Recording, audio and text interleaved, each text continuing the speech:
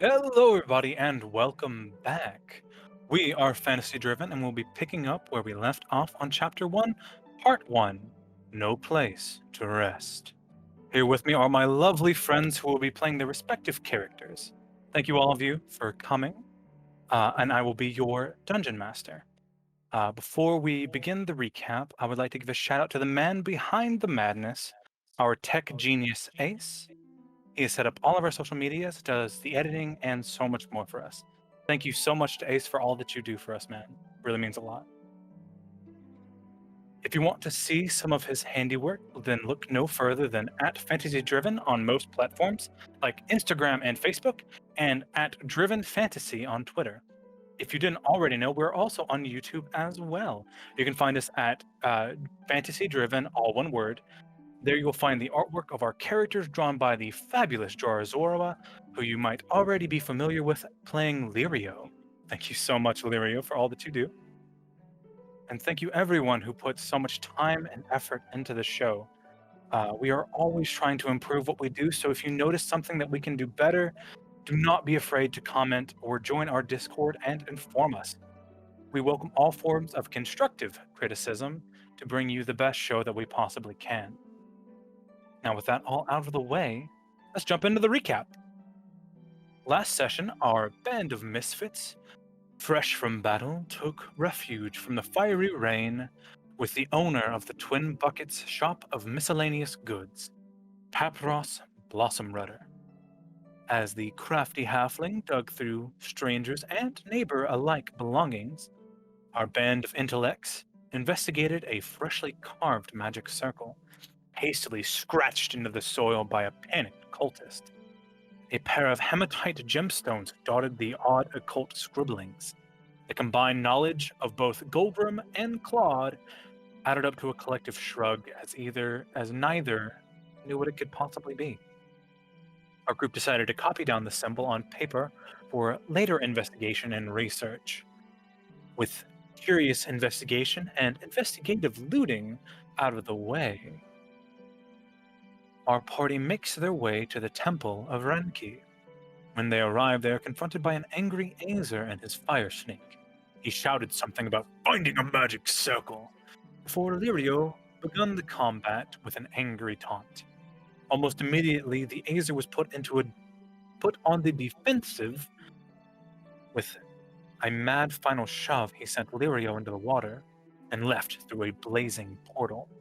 With the Azer gone, the fire went with him, allowing access to the temple interior, and after Vex made a rather crashing entrance, our party conversed with a priest named Martin Willow, who revealed the name of the Azer to be Lu, and had been shouting something about a mysterious black hammer. He also revealed a potential ally who goes by the name of the Eldarblossom Witch, who lives deep in the Fenfoss Forest, at the base of the Harmrim Mountains. After a funeral was started for the fallen, a repair job by a quirky humanoid woman who goes by the name of Mary, and a somber forest temple trip, the party reconvenes in Farebury, with adventure in their hearts and a mission in their sight. Now, let's jump back in. We will begin in the town center of Farebury. Most people are milling about, going about their day.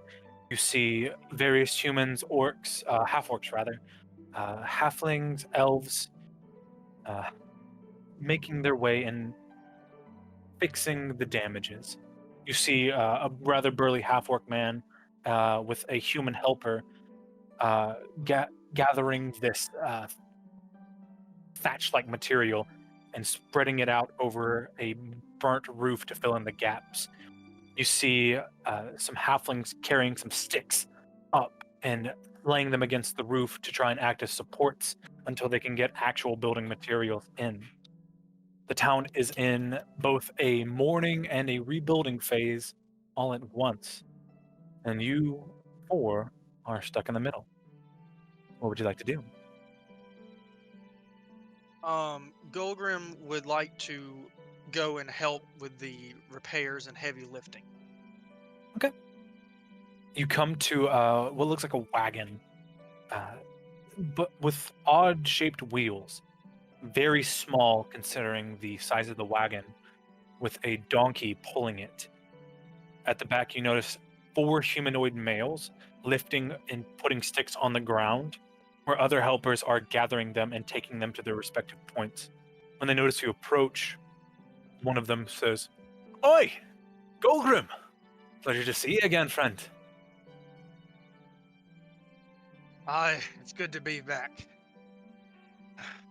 Here, I'm here to help. What do you need me to do? He kind of looks shocked. "Well, aren't you heading to the forest? Aren't you and your compatriots going to attempt to solve whatever this blazing fire is?" That's what Martin said at the temple. Yeah, we're gonna be headed to the forest here in a little bit, but before we do, I want to make sure that I can help out here. I feel kind of bad we didn't stop more of the fires when we were trying to help. Listen, sir, you have done more than enough for us. This entire village may be burnt to a crisp with those crazy cultists and whatever that thing was in the temple. We heard all about it. You were really heroic. The Grey Wraith must be proud to have you among their ranks. Like my chest puffs out, and I give a grin, and I'm like, "Aye, there's a reason why I'm one of the most senior members left." We can see it in your exploits, sir. You've no need to help us. It's more than enough that if you head to the witch and try and see what's happening here. We are not equipped to travel through the forest. But you fought them. You're strong. With your help, we may yet survive this.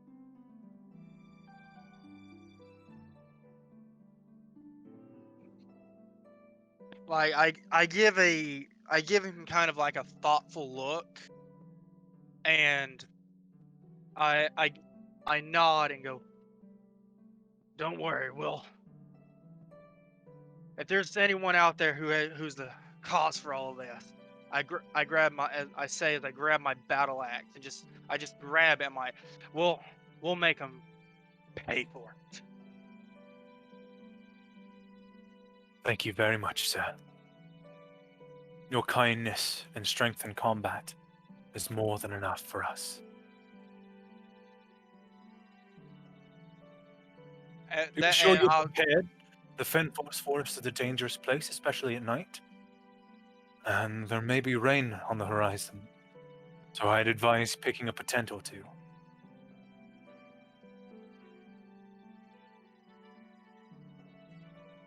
uh, it's probably a good idea. It's not much fun sleeping on the wet stones of the mountains. You are not wrong there. Tell your friends thank you from us. We villagers are very thankful for what you have done for us. I will, and I'll just start helping after that, what little I can. You gather a bundle of sticks and start. Most of them are close to 8 to 10 feet long, only about 2 or 3 inches thick. You can grab a good 4 or 5 of them as you kind of just tuck them under your shoulder and drag them across the ground. Uh, you see, most of the folks here are only able to get 1 or 2 of these style of sticks with any sort of proficiency. But you're almost able to carry twice as much. Your strength of the mountains coming very, very handy here. Before long, the entire wagon is unloaded. A small bead of sweat drips from your brow, and you feel a hand clasp on your shoulder. Same man that was talking to you before. Thank you so much, sir. You've been invaluable. I I grab his hand and shake it back, like, very firmly. And I'm like, well, I'm gonna go see what the others are up to and see what all else we have to do to prepare. You take care now. Before you go, here. And he reaches into a breast pocket and hands you a small sack of what sounds like coins. We took a bit of a collection to pay you and your friends. Take it. I look at it, I look at it and give him kind of a puzzled look, and just shrug and stick it in my pocket. And thank you. We'll put it to good use. Thank you, sir. We may all yet be dead if not for your heroics. You gain 25 crown. Okay, nice.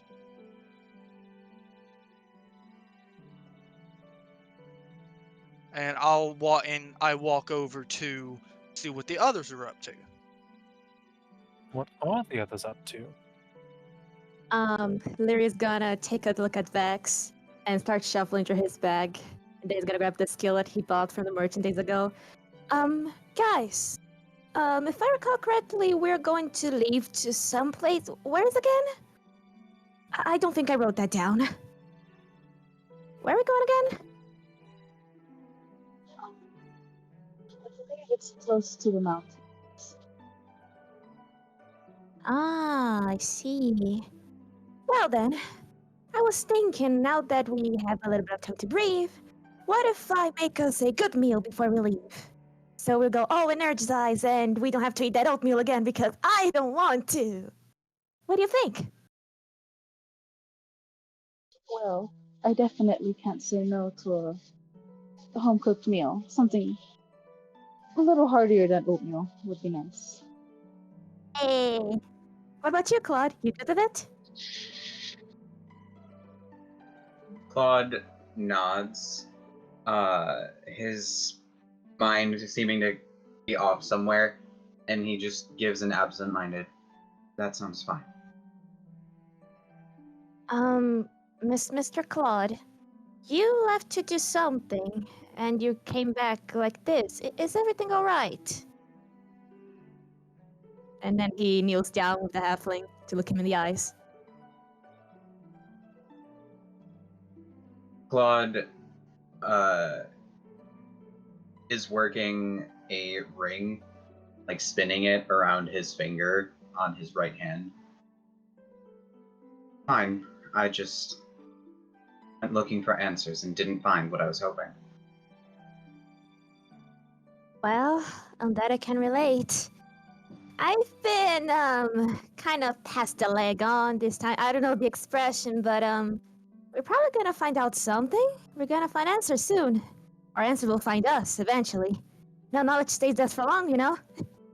But, in any case, what do you guys want to eat? Like fish, meat, pork? I don't know how much the town must have left, but some meat would be good. Well, if need be, I can go fishing. Oh, that's a great idea. Can I watch it? Of course. I don't mind. Would you like to come as well, Claude?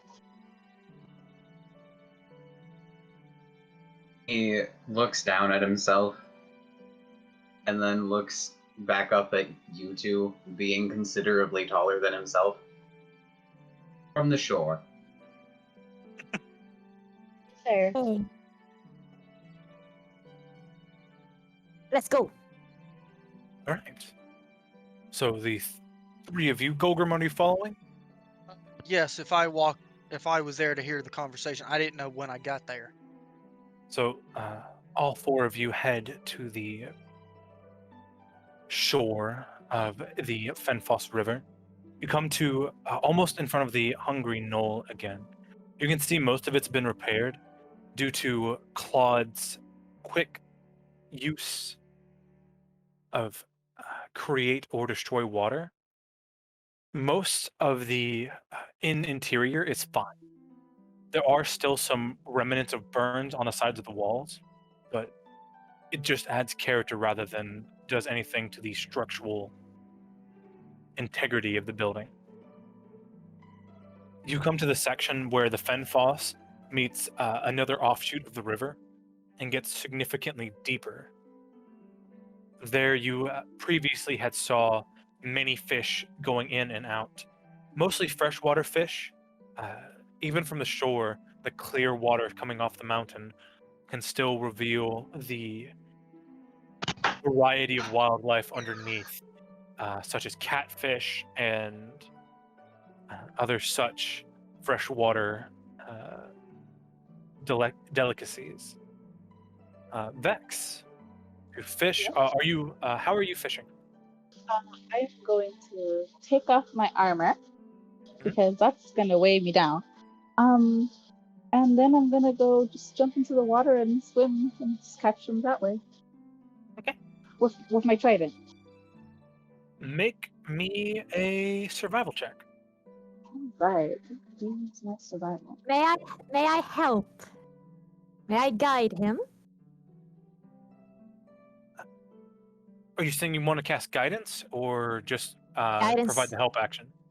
Guidance. Absolutely. Vex, I think I can help from up here. I'll tell you if you're close to any fish, okay? Have a D4. Have a D4, like a bowl of soup. Here's a D4.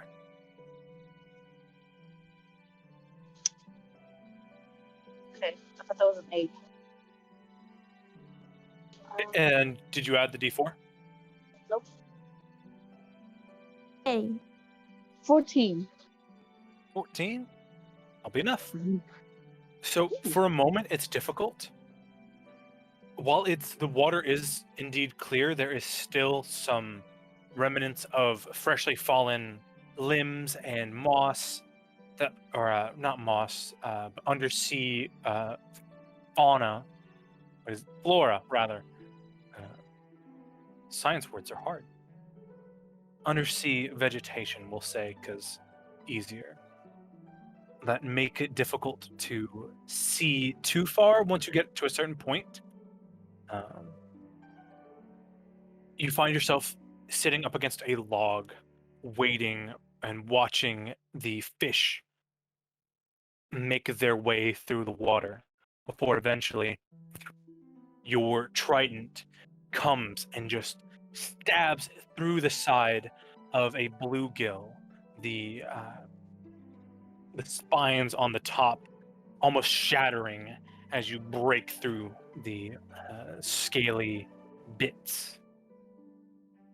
It's about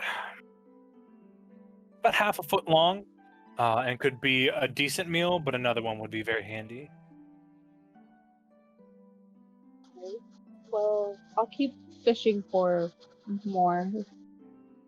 Okay, make me another survival check. All right. May I That's guide not again? hard. Sure. You're doing great, Mr. Vex.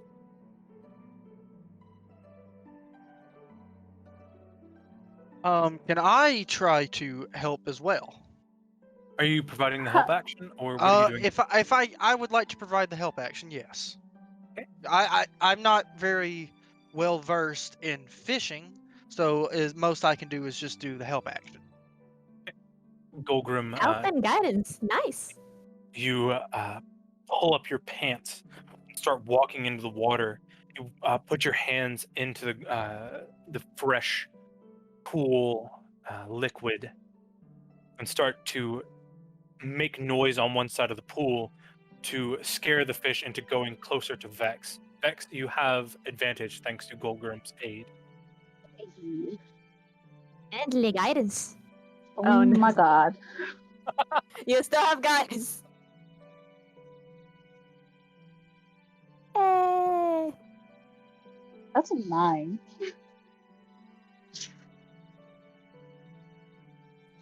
So,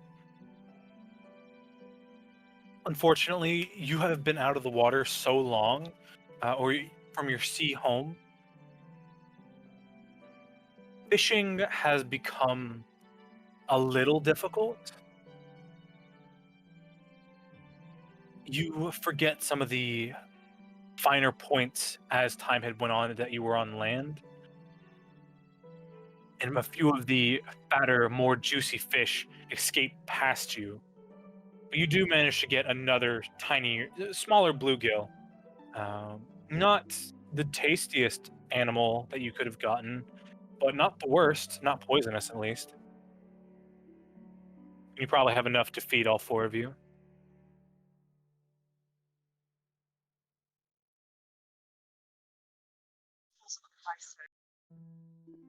For us to eat. Sorry, your mic is being Oh. butt. Well, Say again?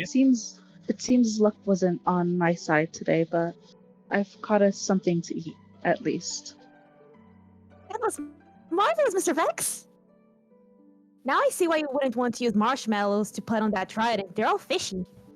Oh well, still food. Can I try something? Let's try. Can I see any fish like still swimming around? Yeah, they're still swimming around after Golgrim exits. It takes them a few moments, but they do return. This is still a very populated stream. Can I approach the edge of the pool and dip my hand in, specifically the hand with the ring? And see if anything happens? You notice they move towards your hand. Not close enough to grasp, but they do come to check out whatever it is. You don't know if it's because the ring is slightly shiny or your armor is reflecting off the pool to make it look like, ooh, what weird thing is over there? You don't know what's attracting them, but something is attracting them to you. But as soon as you move, they swim away in fear.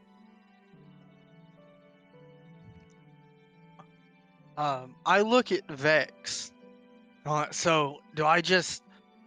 Is that all you do? You just like throw something at him really hard and hope to hit one? It's kind of like like fishing is kind of like hunting birds in the mountains. Then, am I right in that mindset? Well, I suppose so. Is that how you hunt the birds in the mountains? More or less. And with that, I want to try and pull out. I want to yank out a javelin and hurl it into the river, trying to spear a fish with my javelin. Okay, make me an attack roll. Okay. Golgrim! That is a nat 20. Hey. Golgrim, with your hand now repaired, you feel it tighten, and you almost hear in your head, target locked on. If you hit not 1, not 2, not 3, but 4 fat catfish as they progressively get higher up your javelin before it stabs into a bit of wood. You don't even have to go waist deep to grab it and pull it out. They wiggle for a bit, slapping each other before you are now the proud owner of 4 huge dead catfish. Mr. Golgrim, that was a person! And you just see him moving his hands inside and his tail wagging side to side. That was easier than I thought it would be. But here you go, and I proudly hold them out to Lyria. Like, what can you cook up? I'm gonna probably try to cook them in some oil and stuff at the little pan I have. And maybe I can do something with the cheese we received. But, Mr. Vax, question. Is deboning and gutting a river fish the same as doing the same with a sea fish? Is it the same process?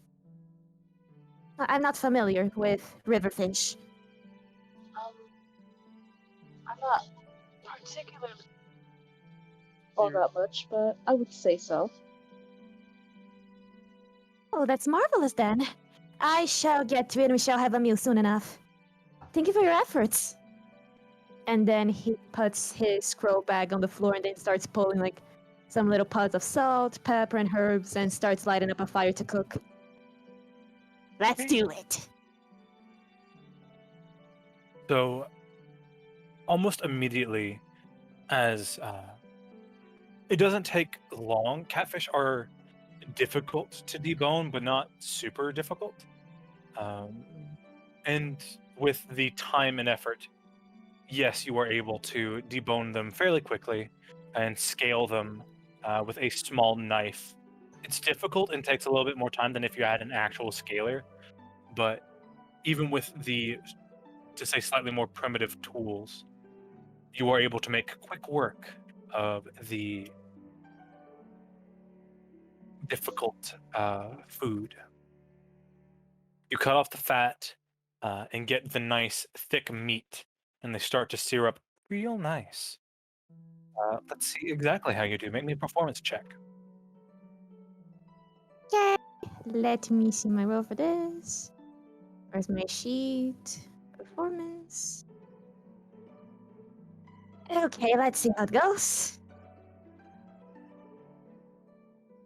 Why doesn't D&D have a cooking check? This is sad. You've got a 23! You guys have a MasterChef voice. Just call you Gordon Ramsay. Where's the lamb sauce? Where's the lamb sauce? Vicious mockery. What are you? An idiot sandwich. That sounded what? Yes. So, it takes a bit of time with the small fire that you've made. You put in the sticks to keep it going, but it's still, if you had a couple more items, you could cook it up better.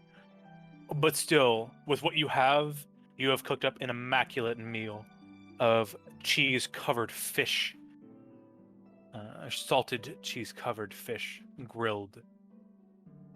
Or would it be pan-fried? I guess it's pan-fried. Yeah, pretty much. Toss in some oil, get a crispy skin. But yeah, Delicious. I hold up some probably wooden plates I got from my bag, and then I hold for the party.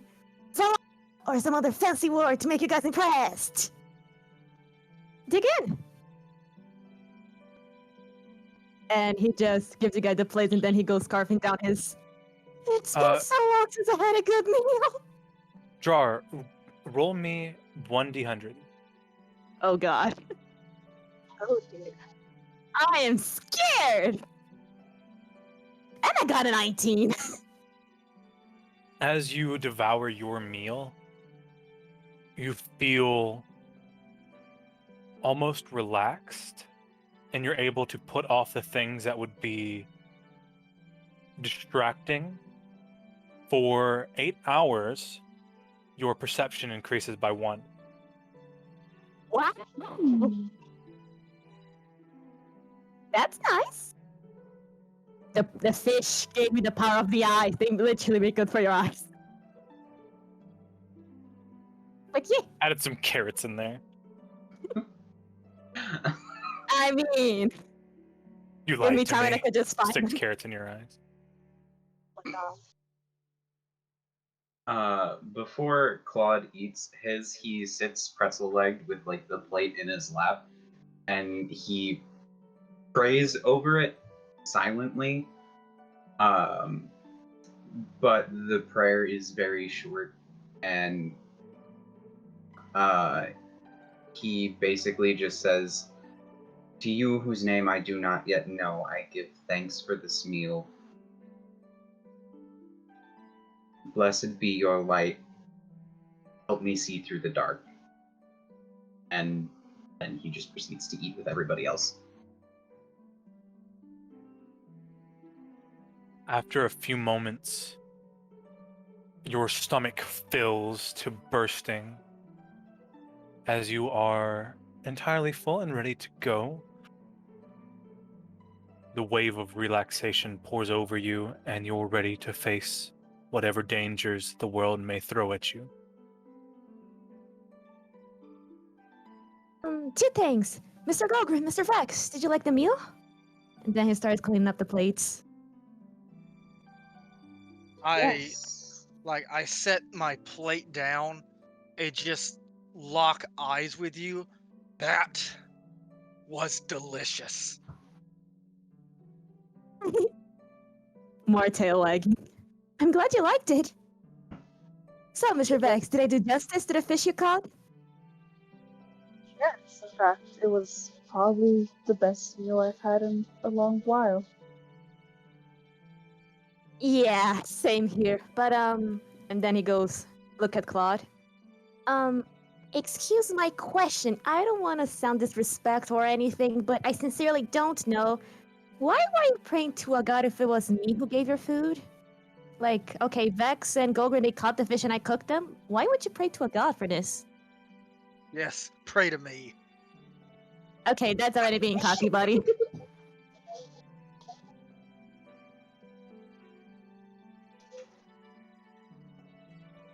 We mortals are but pawns in the gods' schemes.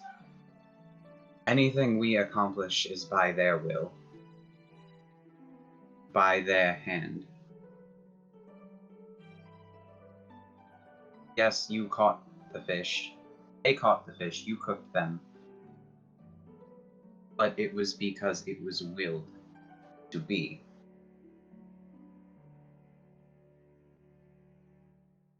You see Lyria writing that down in another book, a smaller one this case, and putting on his robe.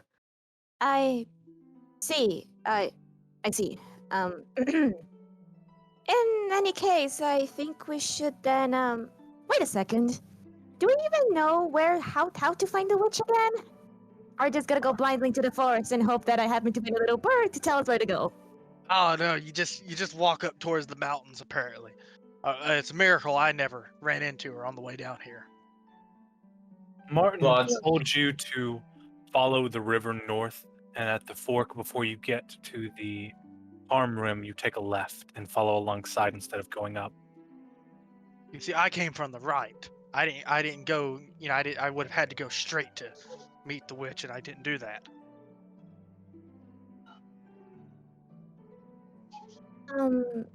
Question. Is the forest we're going, is it south by any chance? North. We're headed north.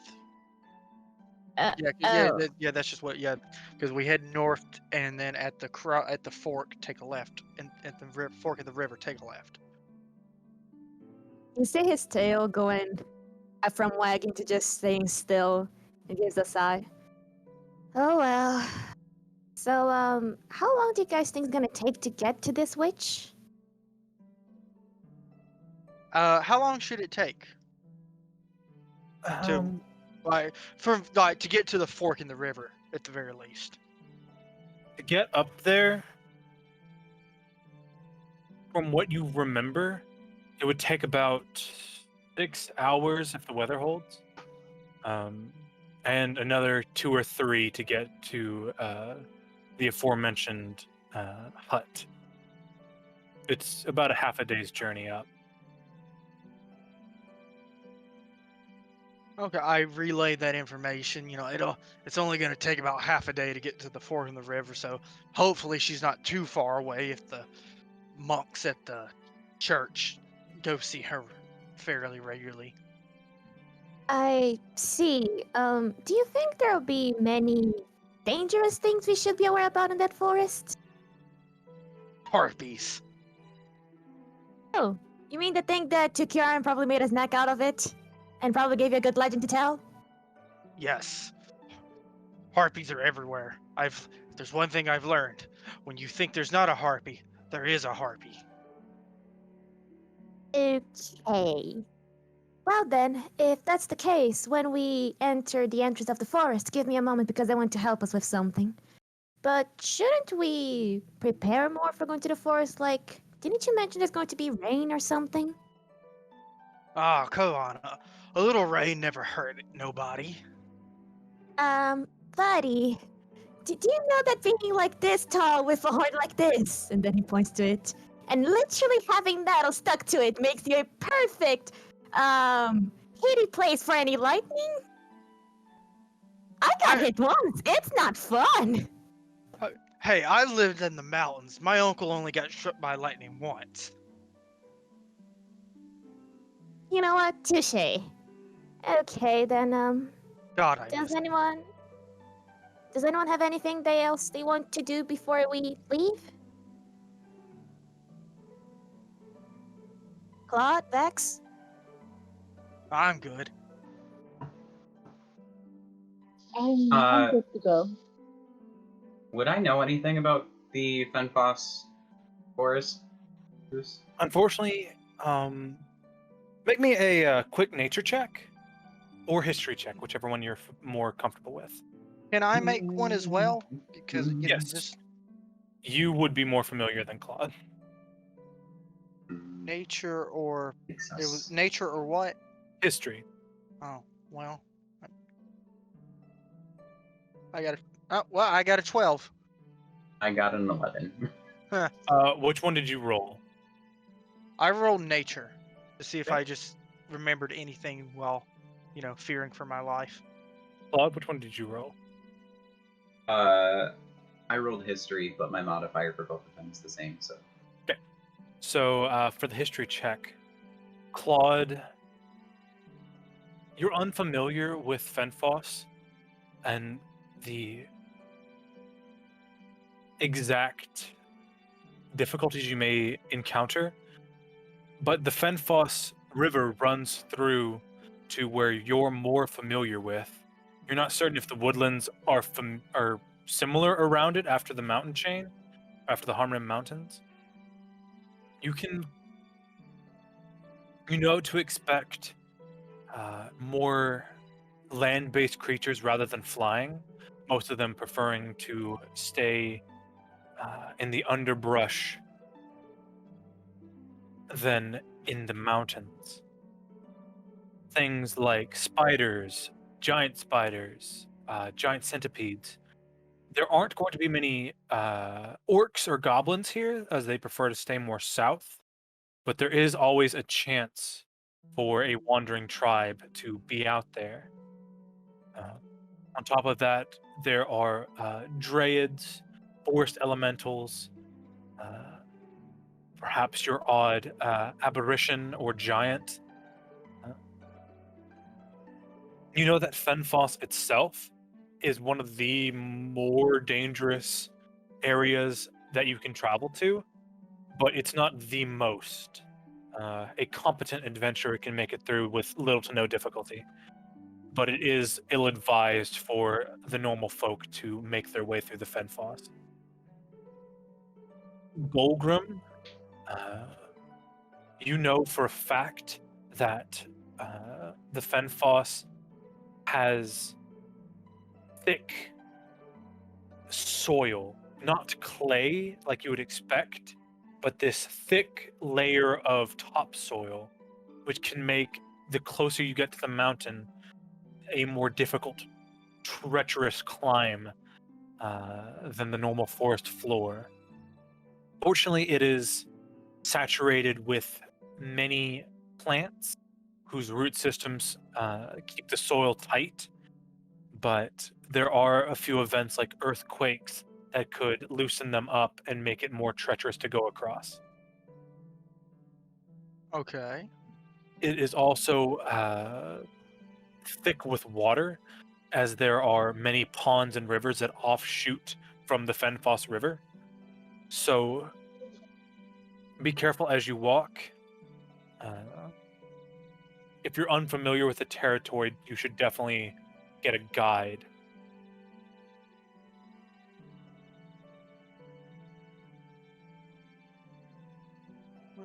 We're not too unfamiliar with the territory. I don't think we need to find a guide. I can lead us there. Slowly raise his eyebrow.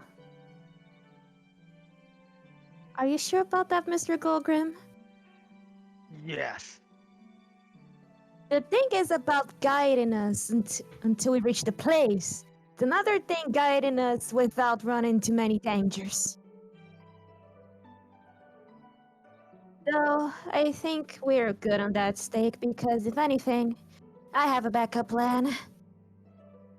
But we should leave soon. How's the weather right now?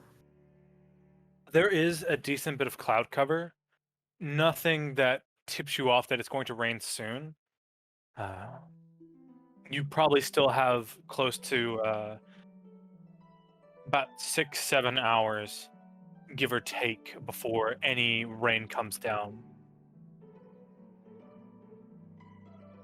Okay, then. Let's head off then. The sooner we get there, the sooner we're back. The way, Uh-huh. Golgrim, Yes. lead the way. Oh, lead the way. And Mm. I say, okay then, follow me. Okay, before we And- begin, what's the marching order? Golgrim, and then who's next? I'll go after Golgrim. I'm going last. So Claude in the middle. Yeah. So- Claude's gonna slap a bless on everybody else, because they're taller than he is. Are you literally gonna slap us with bless? I mean, he's probably just gonna, like, tap you all on the leg as he passes you or you pass him. His hand just might glow a little bit when he does it, that's all. Just go full Ethan Winters on him. Claude, what did you do? He shrugs. I just need you to keep an eye out. All of you. Why did your hand glow when you tapped us? Squint. It's just like how you perform for others and give them inspiration. I give aid. That's all. Okay then. And you just see him just walking along the way, still clutching to his bag. Golgrim, you are in the lead. Make me that survival check. Yes, the skill I'm actually proficient at. Ah, a 6. I am the most perceptible of all creatures. So Golgrim, You get to roll a d4 too, because bless. Bless. Oop, The power of bless. Okay. get Hold to add up. a D- I'm peanut brain. Attack roller saving throw. I mean, well, I can give guidance. I also have Mr. guidance. Golgrim, Mr. Golgrim, are you sure you're looking at the right path? I think you should look to the other way, buddy. no, this is clearly the path. As I say, as I stare at a rock. The D4, buddy. Golgrim, go ahead and roll me that check before I go further. Another survival. No, it's you got a Guidance. D4 from guidance. Oh, okay. Remember what your spells do, everybody. A 9 9. total. So a little bit better. Golgrim, almost entirely tunnel visions. There is a path that leads directly along the river, but you are absolutely convinced that this narrow deer path is absolutely the fastest way to go. Of course it is. Face palms. The narrow path winds its way through the forest. Thick oak trees and unkempt underbrush keeps visibility low. Spots of forest flowers and ponds break up the trees and keep you on the lookout for snakes and other such lurking dangers. Eventually... Oh, go ahead, Vex. I just want to say, can I keep like an ear and I guess my nose out, Absolutely. just like to make sure nothing gets the jump on us. What's your passive perception? Just so I remember. My passive perception is 12. Okay, thank you. I smell danger, and it's not me. Smell danger, and it smells kind of like pork chops. Anyways, as you make your way through this narrow trail, a signpost greets you at a fork in the road. Faded common letters tell you to take a right if you fancy a climb up to the Harmrim, or a left to arrive at the Fenfoss crossing. Golgrim, the path right, calls you home, but the left calls you to the home of the Eldarblossom witch and potential answers about the recent tragedy at Farebury. Thick brambles and briars keep altering your path as you wind through nature's beauty with a feeling of awe, annoyance, and a nervous type of fear.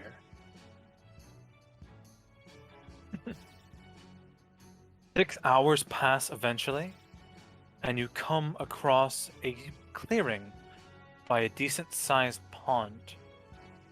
Over time, the sky has got progressively more grim and threatening for most of the day, but finally, the balance has broken. As you enter the clearing, the sky wails out its watery fury. Strong gusts of wind pull at your clothes, getting them into the brambles and sticks you had been so carefully avoiding. On top of getting soaked, you feel the delicate threads of your clothing loosening. Those of you with an attention to style can only beg that your outfit is not now too ruined. A few minutes of rain is all it took for the soft ground here to turn to mush. The water-saturated cliffs make travel slow and labored. For all but Claude, who seems to find the sturdiest bits of earth without fail. To your left, you see odd-shaped stones jutting out of the brambles, sharp and long, almost like ancient bones. Ahead of you, you see a few stones creating a decent-sized cliff overlooking the aforementioned pond that is slowly filling beyond what it is capable of holding. Fortunately, the path that weaves further beyond into the forest, or the river proper, seems to be mostly unflooded. To your right is a decent clearing built on sturdy ground. You can see a burned-down old hunter's hut and a recent camp. Coals still faintly warm, protected from the rain by what seems to be an old hut. A decent place to wait out the rain. What would you like to do? Have we passed the stepping stone path? You have that not we were yet. told about. Okay. I just wasn't sure if the new path would have made us miss that. You did reach the fork in the road and took the left path, but you have not yet made it to the river, as Golgrim has taken you off the normal path by quite a while. Okay. I know what I'm doing. Claude is going to push Lirio forward. Go see if You're gonna anybody's try? inside.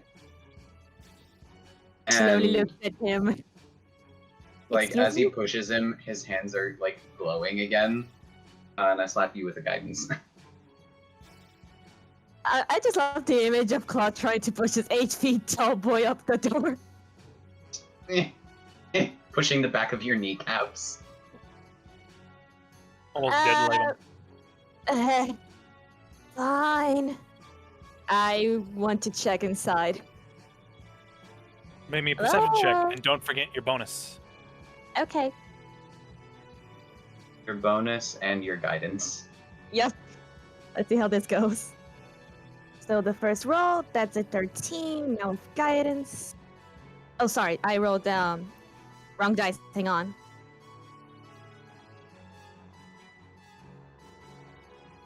Wow. Total on both. I got a total of 17. 17. Yes. You look around, and while the camp is recent, it's not within the past 5 hours.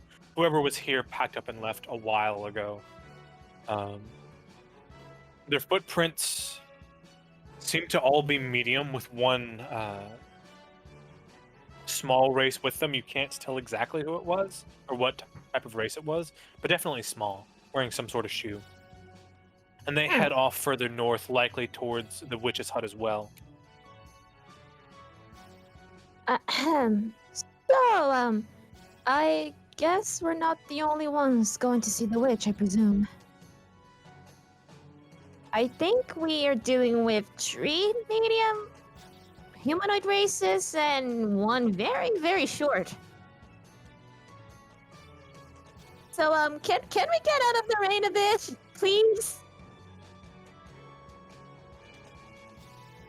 I stand there and they're just sopping wet and just shrug. It's like, it doesn't matter to me.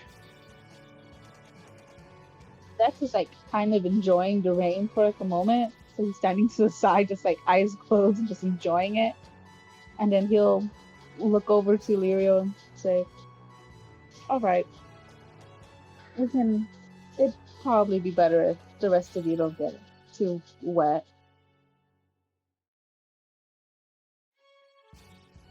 We head inside then.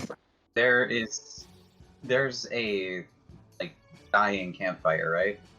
It's mostly dead. There is just the barest essentials of embers. You could probably get it going again fairly quickly. Is there like burnable wood still there? There seems to be a small battering of sticks that weren't used, likely left for whoever would come behind them. You have enough to at least start a small fire. You may have to get some more and somehow get the water out of them, but you have enough to start a campfire. Can help with that. But yeah, can you describe again the place, please? Yeah, so you are in a clearing. To your right, if you're in the hunter's hut, there is a spattering of forest and what looks to be this large drop-off of a cliff that leads down to the path below and a small pond. You are on the opposite side of these odd-looking stones, sharp and pointy, and really, really long. They remind you more of bones than stone. The soil Okay. here, the soil at the hunter's hut is fortunately more sturdy than elsewhere. As you were making your way, your feet were sinking almost like half an inch into the soil, getting odd bits of minerals on your shoes and in between your toes. All but Claude, who makes his way Cringe. very, very well.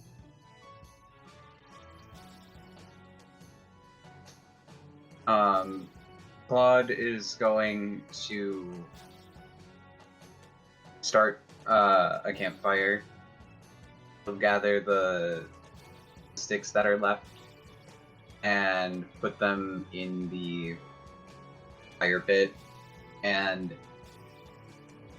he positions himself between the fire pit and everybody else and brings his hands together to form like a little cup where he like breathes into it and casts the druid craft cantrip. Words are hard. And he just kind of pushes the flame into the sticks. With that done and seeing that the fire is starting, he'll stand up and undo his bun at the back of his head and take off a bit of his armor. Okay. The rest of you can wait here. You don't move as well as one should in this weather. I'll go gather more firewood. How tall is this hut? Do I fit? It's a good point. You do fit, although be it barely. Your horn has scratched almost an exact pathing of where you've been in this hut into the wood above you. This place has been ruined for quite a while. Barely, it's almost just an overhang now, with the remnants of what used to be the hut. Hmm. You see, this is a common place for travelers that are heading north, as they have patched up the walls a bit to help with the wind, but it's still not the greatest place to sleep, especially with the rain coming. Lyrio's gonna sit down, probably close to the fire, and then he's gonna look at Vex and Golgrim and give a tired grin. So, do you guys want to see a magic trick? Well, I squint at you, like giving you a very suspicious look, like what kind of magic? That is not enough. What about you, Vex? Wanna see?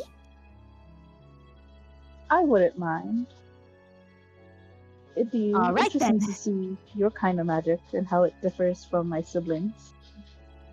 Oh, you have siblings? Just one. Is he a sea elf like you? Tilts his head. His brows furrowed, like, well, yes. That's usually how it works. Ah, interesting. Like sea elves. And then he pulled his notebook. So you guys, what? Do you guys sprout from eggs? Do you guys are just born from a mother? How it goes? Are you more elf or fish? More elf. Ah, I see. Writes down. Ah, I was starting to think you were some kind of like fancy salmon.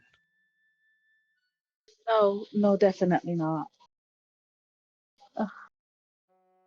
But We just prefer the water over land like the rest of the elves. ooh, that's fascinating. Although, are you able to normally handle like usually fresh water? Because I think someone taught me that, for example, if you throw a saltwater fish in a freshwater environment, essentially they die. And the same for the other kind of fish going to an ambient that's not their own. I think it has to do something with salt thingy. I don't know. But are you okay with swimming anywhere? Yes, it takes a little adjusting, but I'm typically fine swimming in fresh or salt water. I see. Well, then, with that out of the way, and then he takes his hat off, and then he pretty much condenses into his hands, and then he gives you guys a little smile. Bada bing, bada boom, huzzah! And then he unfolds it back completely dry. Ta-da! Oh. No, if only I could do that. That would have made my life so much easier.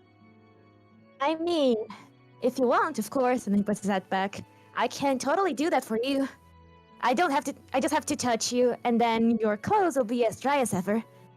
At least for the time being, before we go out into that hell again. But would you be interested? I'm fine right now. But, thank you, though. Would you... And I look around at everyone else just sitting here. Would you like to talk about, like, where we're from for a little bit? Like, obviously, you've heard me say I'm from the Harmrim, and I gesture behind me. Like, what ocean are you from? I say, looking at Vex.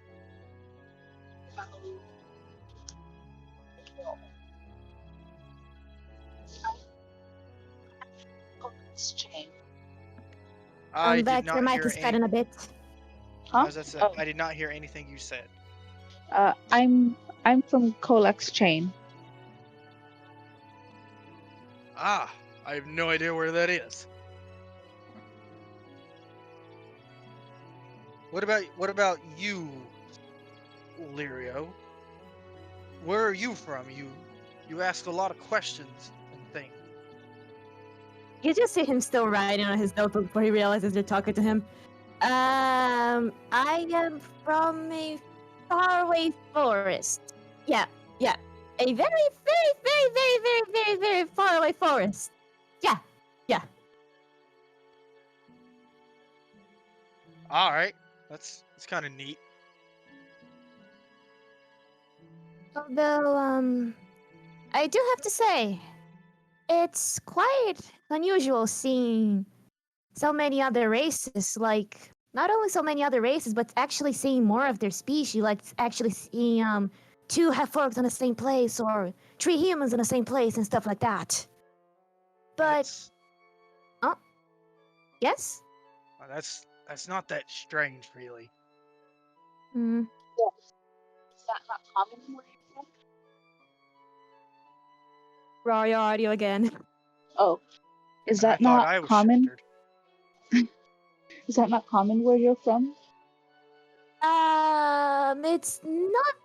It's not exactly that. It's just more, I just happen to pretty much travel a lot, and I usually don't stay much time to actually notice my surroundings because I'm always on the move. But, changing the subject, if there's one race I haven't seen yet, though, Firbolgs. Have you guys ever seen other Firbolgs around? Goose, I've seen other firbolgs around in the forest. Have Absolutely. I? Okay. I don't think I have, because battlefields. Mhm. The only one who might have seen any other Firbolgs would be Vex. Having crossed through the Elven lands, they're around. Claude, you would have not. At least not with any sort of reliability. I don't know why the map of the main world just got super foggy on me. I can't look at It's it. the mystery. God, I hate it.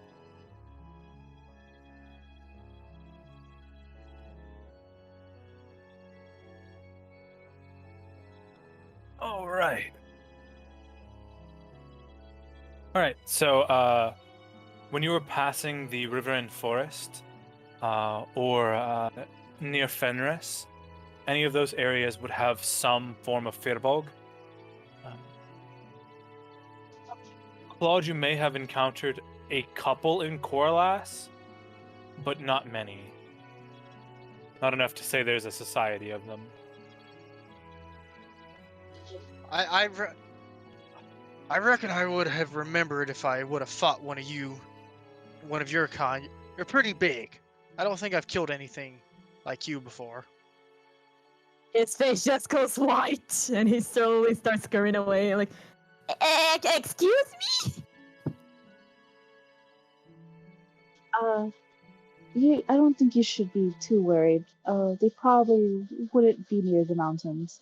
I've seen some around the forest, the elven forest. Oh. Tyler comes back to his face as he grabs his notebook again. Could you tell me, are they tall like me?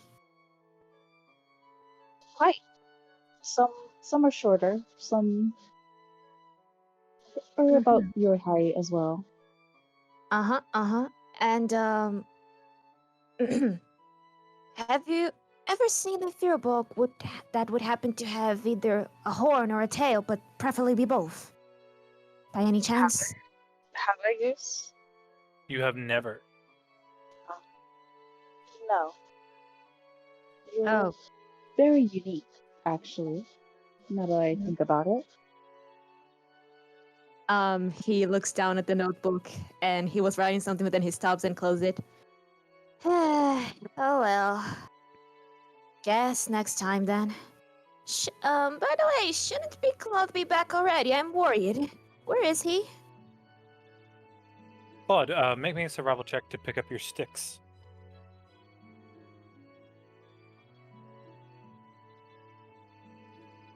Claude! Me, the boy. I'm getting there. Little cleric, little boy, little Claude, case. That's a 18. That's Hey. an 18. 20. You pick up a decent amount. Some of them being more dry than others. You get a couple that can be put on the fire already due to their they were like rolled underneath another log and they just hadn't been hit by the rain yet. But most of the ones you grab will have to be dried. But you do get enough that will last the entire night.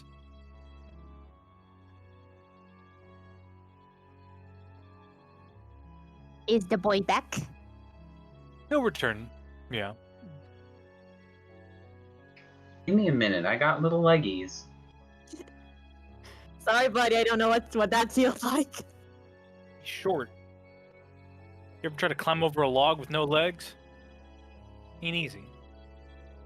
While we're waiting, I turn to Vex. So, Vex, Yes. you know how to use that trident fairly well. I do. I was trained. What is the most interesting thing you have killed in the ocean? I've never fought anything from the ocean before, so I'm quite curious.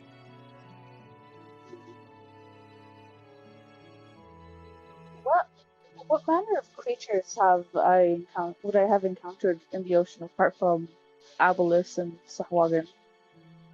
Definitely many Sohagan. You probably would have killed a few Koatoa. Let's see. Perhaps a few sea serpents. Mostly you would be having to deal with Kuatoa and Sohagan. Would be your biggest threats on a daily basis. There would be some sharks from time to time. Perhaps a large lobster. But for most of the time, it's Sohagan or Koatoa. Well, the one that I found the most interesting was it was a water serpent, right? Yes. Yeah, a water serpent. Oh. How was the It fight? was a little long, if I am going to be honest. It was my first fight with one, actually. We don't come around very often. But it was interesting. I learned a few things. It clearly shows. I mean, you went to fighting a water snake to fight a big, meanie fire snake with your train like bam, boom, kabow, skewer, skewer. Speaking of which, you guys were amazing at that battle. It was great. Around You this weren't- time, Claude walks up with his bundle of sticks ready to dry or place over the fire. Back. It wasn't long. Sorry, my attention span has been getting bad lately, but would you mind coming close to me here, please? He waves at you. He kind of furrows his brow and like walks over and like drops the sticks beside you. What do you need? First things first.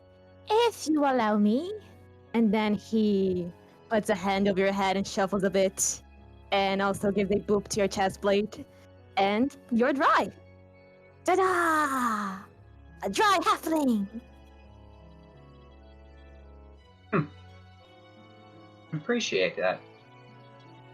And of course, I can't do that with the sticks, but you're more important. But alas, I go to drink the sticks. Sticks are dry. Yeet into the fire. All of them. I'm cold. I need big fire for big boy. Yeah. All right. So, are you resting for a short while or going for a long rest? Does the weather seems like it's gonna get worse? More than likely, yes. It looks like the rain's going to continue for quite a while. Oh boy. May I suggest we stay here for a while, even though I want to be done with this quicker. I don't think going out in a thunderstorm would be even better.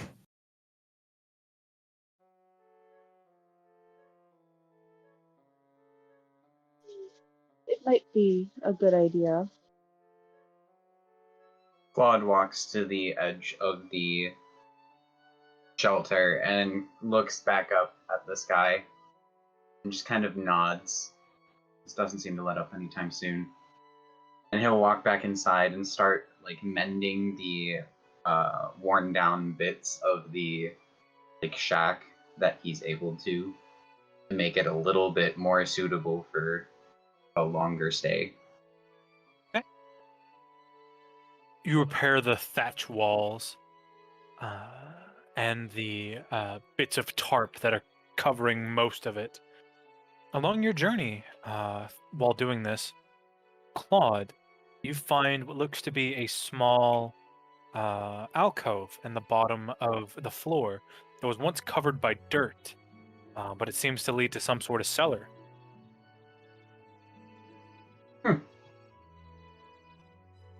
He'll open it, I guess. As you go to do it, you hear as the hinges on it shatter. You pick it up and place it to the side. Most of it has unfortunately filled with sediment and soil, but you do notice that there is a jutting out piece of wood at the top. Seems to be some sort of square shape. Can I reach it with my little arms? You can. I'm gonna grab it. With your little arms, with your little baby hands. You pick it up, set it on the ground.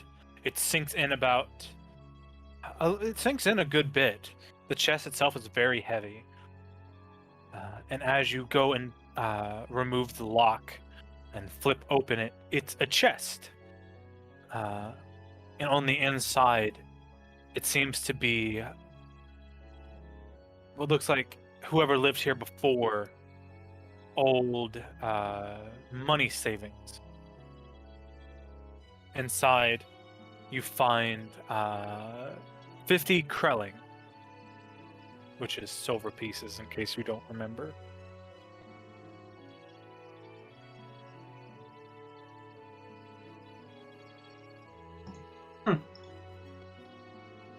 Did you find anything? Claude like looks at the chest and like scoops the money out and puts it in like a spare pouch that he's got.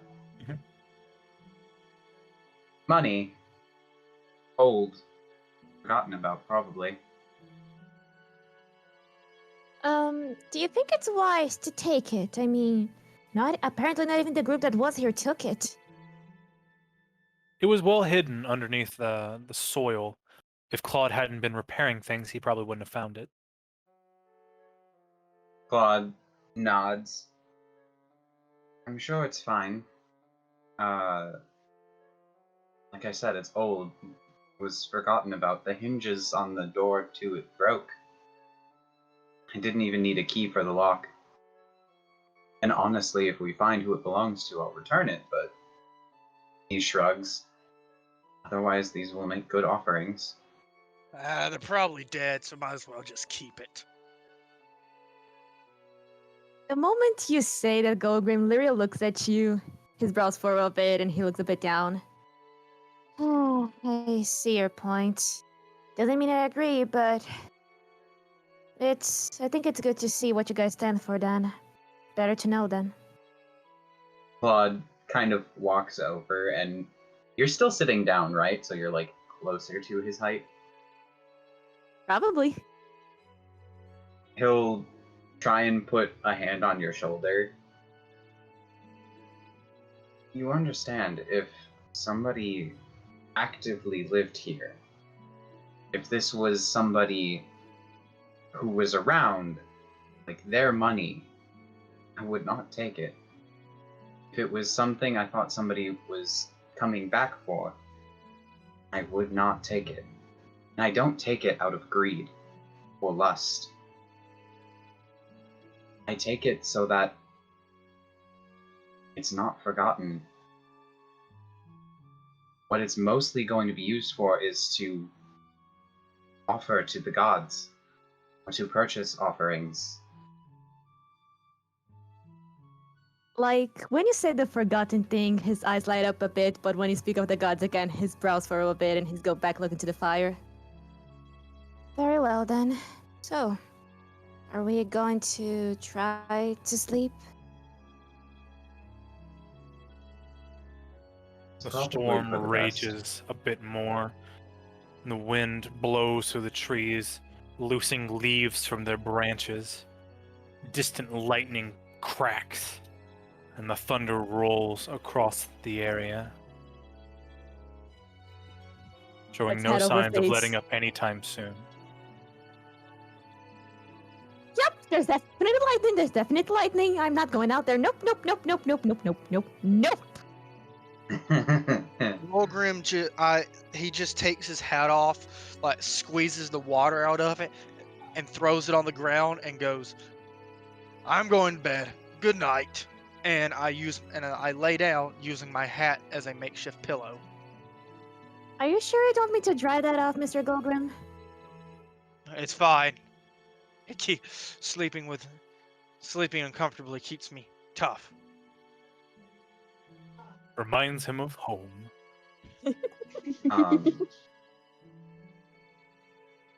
Claude cups his hands at his chest, so that there's like a circle between them, and he casts the light cantrip and kind of pushes it at Lirio.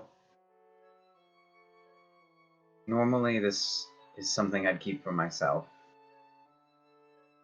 I don't like the dark, but I can take first watch.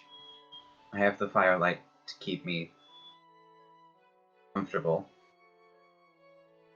And the storm overhead makes me think of home. You can rest. Lirio looks at the light and gives a warm smile, but then he still turns to look at Claude. Please, if anyone should rest, would be you. Believe me. Please, go to sleep and let me take first watch. I still think my senses are a bit better in my environment of the forest. And besides, I don't think rest is coming in anytime soon, so you should guard your strength, cleric. Please.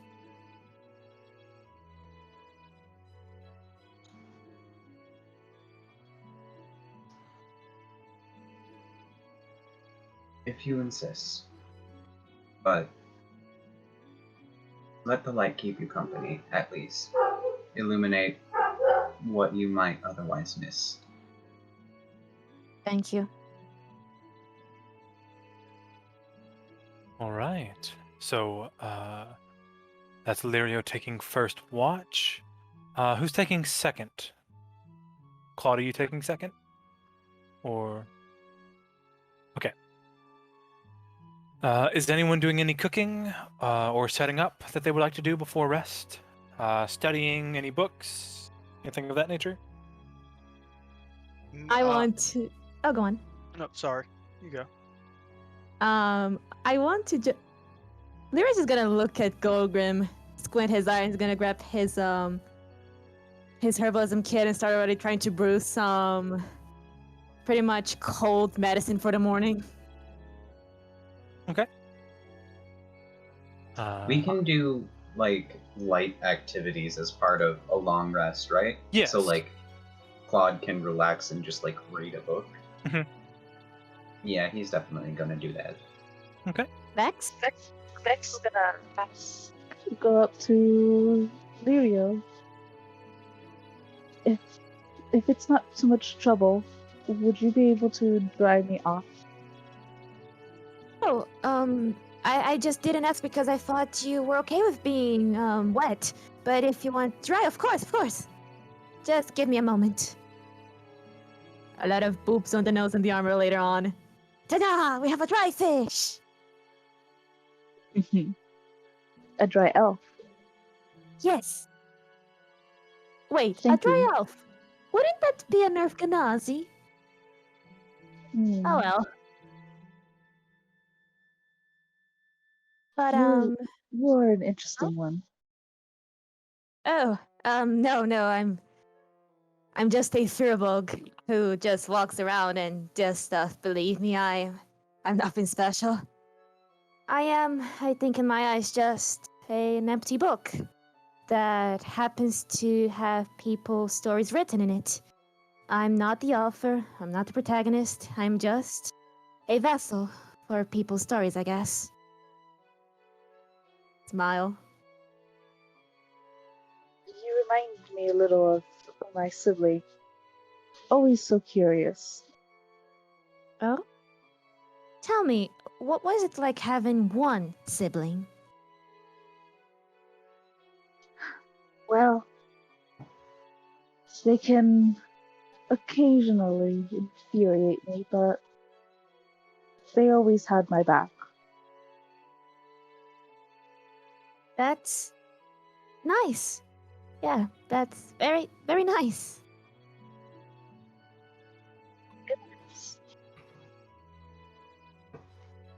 Goes back to work on medicine.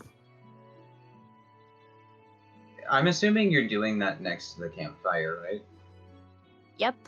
I'm not going away from that fire. It's warm. I don't have love, so let me have fire to keep me warm. Claude is gonna come like rest near you, and he'll do it so that like his back is against yours, and he'll just like lean himself up against you. The light cantrip that he made just kind of hangs between both of us, and he's just like paging through a book. Mhm. Even So, if you yeah. are a book, empty pages meant to hold other stories. You are not useless or empty. You're a treasure. You're powerful. Knowledge, stories are invaluable. Without measure. Never forget that. He looks back at Claude, then looks back at the kit, gives a sigh. I thank you for your kind words. Just goes back to work to it.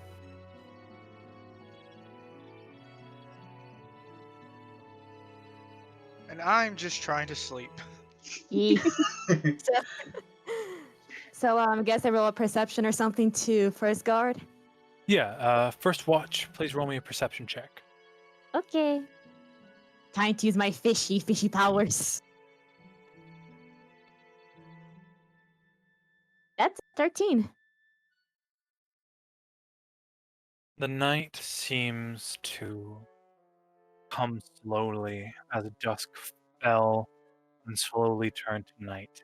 It was difficult to tell, thanks to the cloud cover, when exactly the darkness hit, but it definitely came almost at a surprise. The storm continues to rage. The wind makes it hard to hear, and the rain disguises any traveler through the night. As it progresses, You hear sounds that tip you off, but end up being just a fallen log or something of that nature. Before finally you hear the sound of what sounds like glassware clinking and clattering, trapped in some sort of leather bag. But before we get to that, we're going to go to a quick 15-minute break.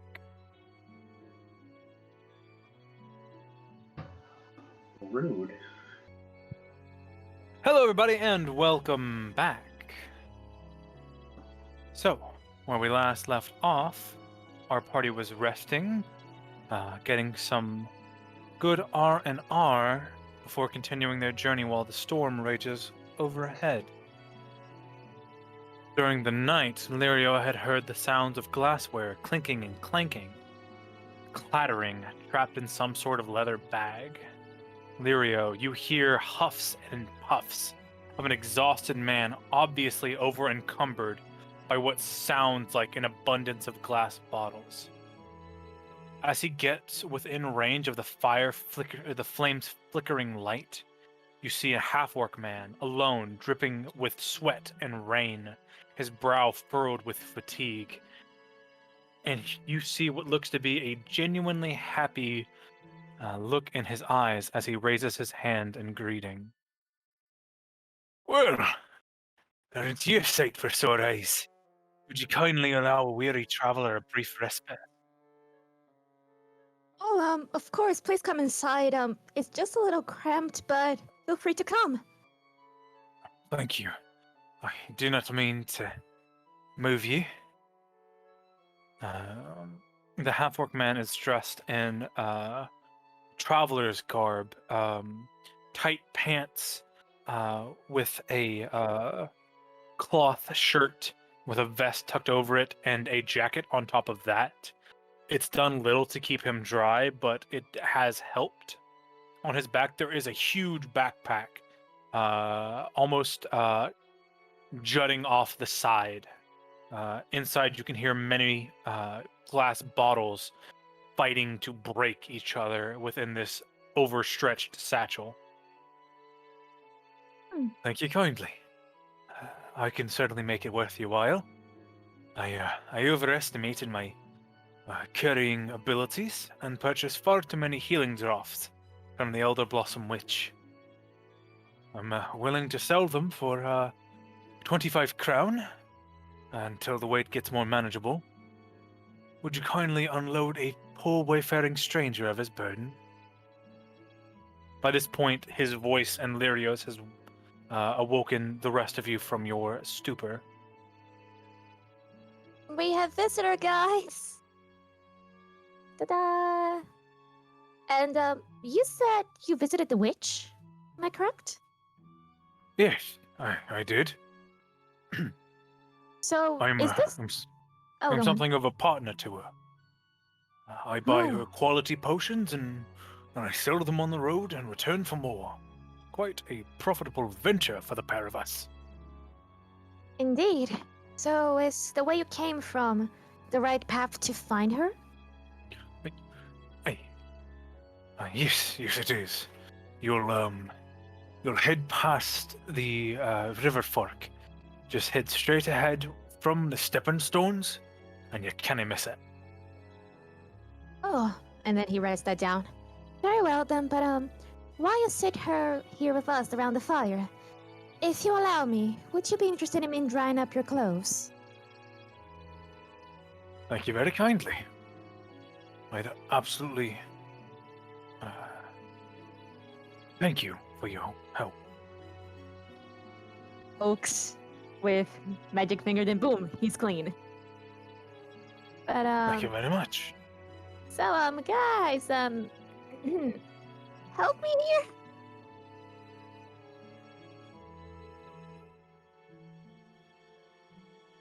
Help you with what exactly?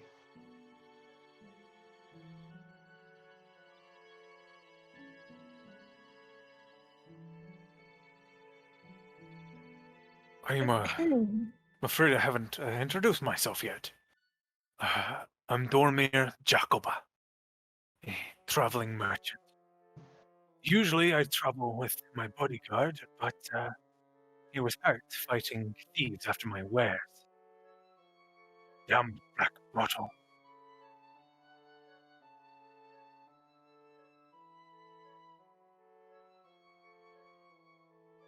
So, how long have you been gone from the town to come here with the witch?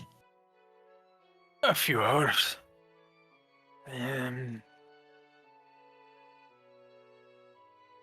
I can't say exactly. 5, 6, traveling in this rain. I see. Are you headed to Faebury? Aye. Well, I'm heading all across the White Spire Reaches. I sell these potions to apothecaries and travelers like yourself that, well, are gold. Have you heard of what's going on? What do you mean? There's many things going on. There's the Uh. coronation at Hathor. There's, let's see, the ceasefire with the Malayans. The There's fire rain- that rains from the sky. Who hasn't heard of that? I've not encountered it myself yet, but I hope to never. Yeah, it was pretty bad, and if you're heading to February, I think you're gonna sell a lot of those potions because there are a lot of injured, and they did lose a lot of people. 27, to be exact. Oh, that's obviously not something I'd like to hear, but certainly something my purse does. My heart goes out to him. Hopefully well, they this don't get is- swindled. Hopefully. How long would you say would take to the witch's hut from here? No, weather dries. 4 hours. With weather like this, though, you're looking more at 7. I see. And then Lyri's gonna look at him, and he's gonna make a little gesture with his hands, and I cast message to the man. Excuse me for using this method of talking, but tell me, you know about any recent area ridden with disease?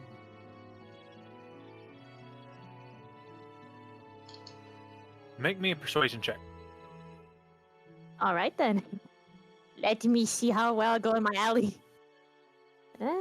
Ooh. Okay, let me roll the dicey dice.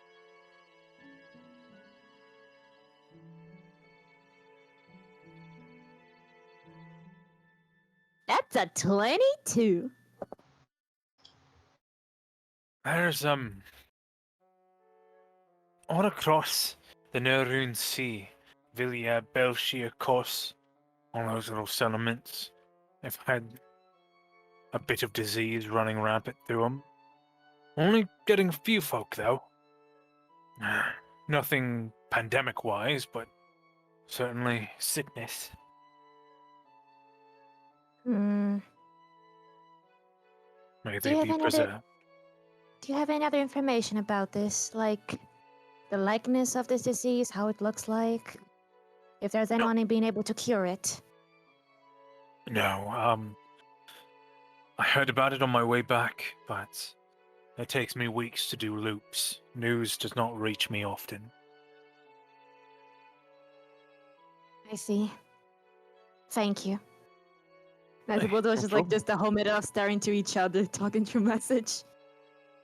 Golgrim, are you not interested in maybe buying some healing potions from our kind friend here?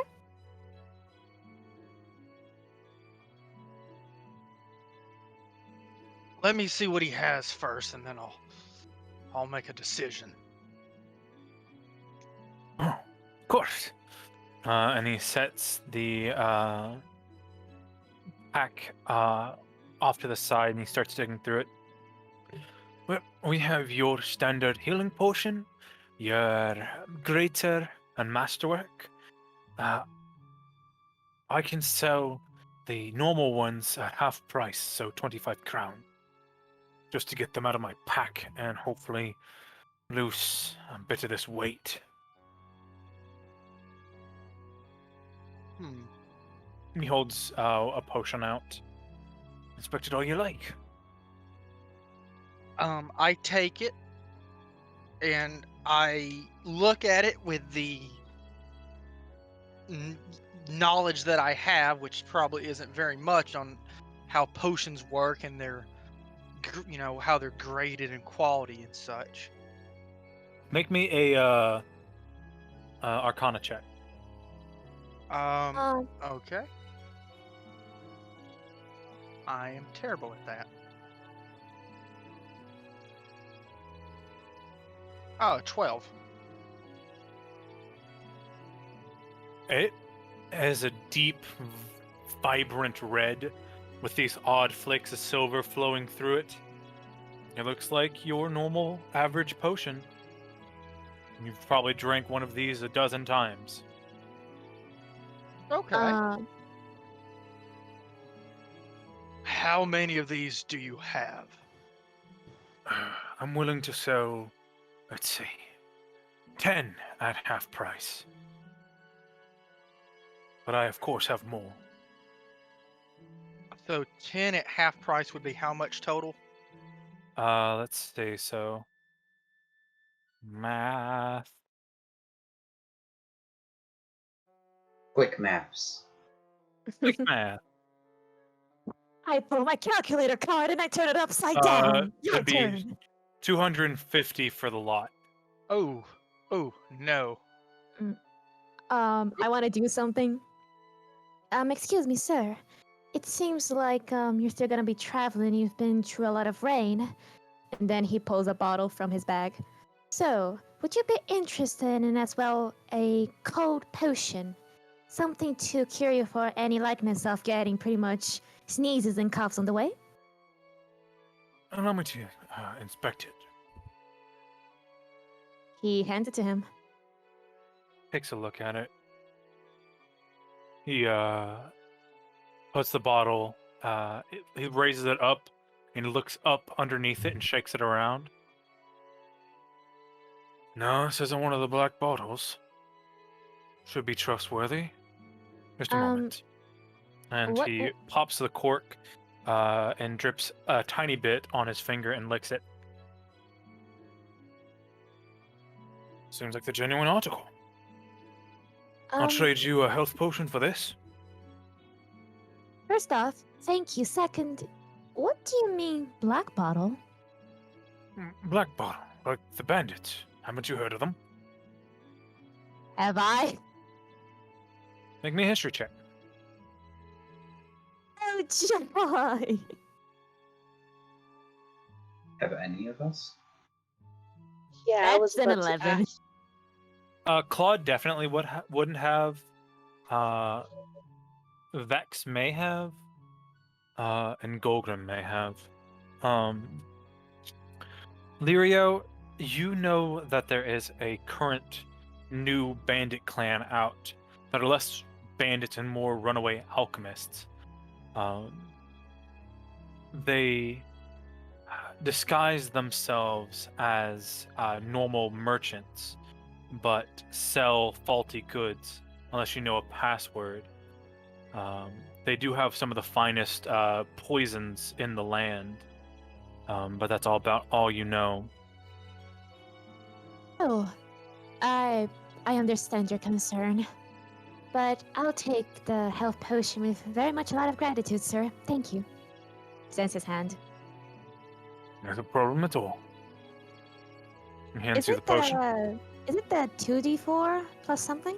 Yes, it's a 2d4 plus 4. Thank you.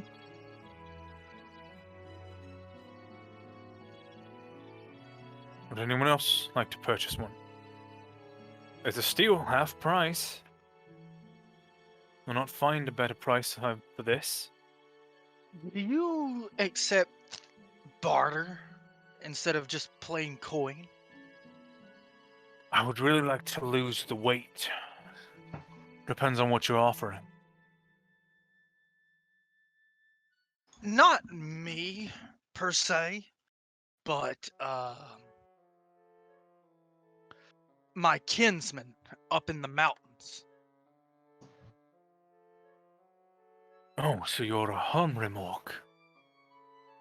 I was wondering. You don't see many waste orcs this far. I'm not one of those savages from the waste. I'm a member of the Grey Wraiths. And my kinsmen are we find the rare herbs and minerals high in the peaks of the mountains. They might be willing to trade you trade these things for your potions. Herbs and precious stones weigh much less than heavy glass bottles. So you're offering me a connection. How can I know I can trust you? Do you have that much sway that you say you do? I give him a wide grin. I'm like, if you go see my clans, or the clans under me, and you just say my name, they'll trade with you. They won't eat you. They won't leave you for the harpies to pick your bones clean. A fair offer, but I believe I'll have to decline.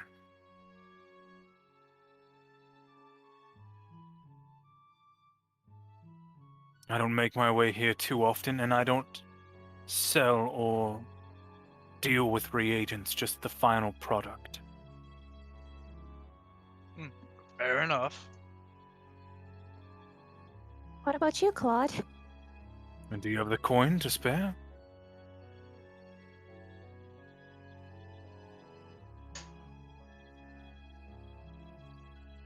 Claude's gonna like glance down at the pouch at his hip. I'll take 2. So, 50 crown.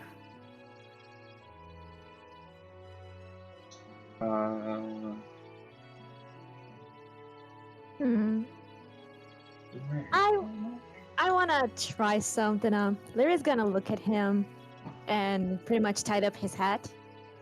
Well then, I mean, you already did a huge favor by swapping one potion with my cold self.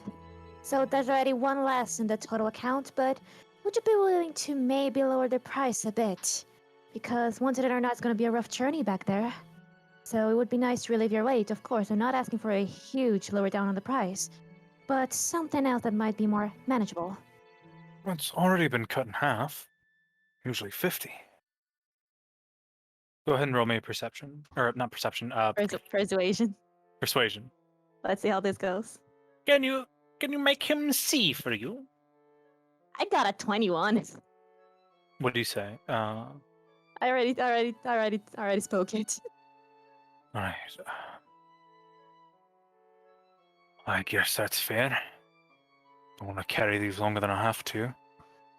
We'll say 15 for one. 15 equals to how much again? 15 crown. For I'm one.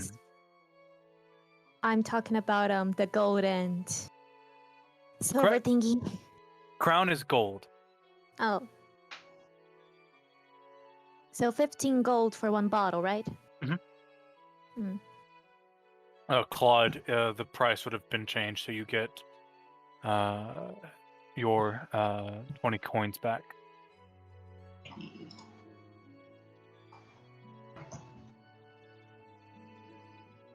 What about you, Golgrim? Gonna buy any more? Because I think I already got my money's worth. I'm good. I don't need any potions. Sure, you won't Oh. find a better deal. I don't like to put all those chemicals in my body. You Looks prefer at him. death? This is a genuine prefer- article. I prefer my orcish. I can't think of the word. Your orcish fury that keeps you alive? Yeah, my orcish constitution that to keep me going when times are tough. Well, tough as you are, potions will keep you going longer, repair the damage. I mean, Golgrim, if you want, I can pitch in 5 gold for you. And you can I pay the don't rest. need your charity. I just don't want any potions. He's just going to look at Golgrim, give a smirk. This is not charity. This is pity. Pity for the lack of self-care, I see. Or do you want me to turn to something else rather than a challenge? I just Can I grumble to examine? just grumble to myself. Come on, we've got a fair price here. And besides... And then he looks at Claude. You've seen what we had to face back there in the town with the fire things and snakes. Claude went down and I only had healing left for him. If you die, I won't be able to do anything except for telling your story probably to future generations. Wouldn't you rather don't rely on ourselves too much then? Rely on ourselves now to buy a potion so you don't have to rely on us later to heal your butt. How about it? Smile. Prevention is preparation. I give you a look that just says "try me," and I don't say a single word. I just sit there and glower. Oh, that's a shame. Oh well. I needn't force my wares on you. If you don't want to help unload a poor traveler, and it's up to Sir, you. are you going to already leave tonight, or would you like some rest here? If you wouldn't mind, I'd like to rest by your fire. Feel free to.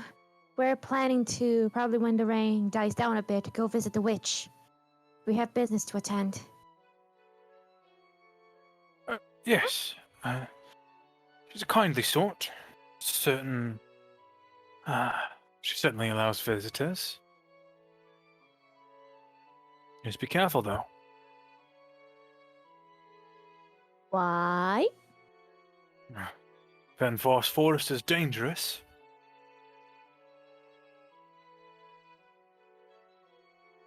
What's the worst thing you've seen roaming around here? Bandit trolls.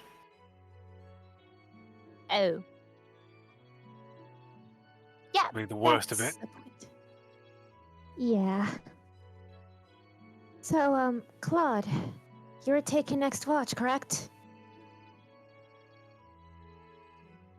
Yeah.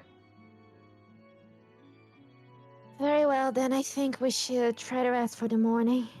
It's sure not a good thing to stay awake in the middle of those lightning storms. I'm gonna go try to tuck in for the night. Night, guys. Good night. Night. Yusuf, I was going to examine one of the potions. Should I roll or? Yeah, make an Arcana check. Okay.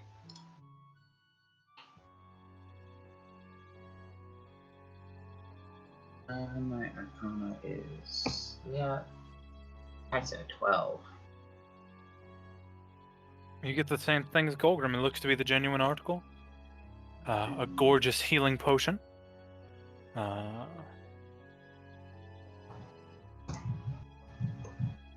Nothing out of the ordinary.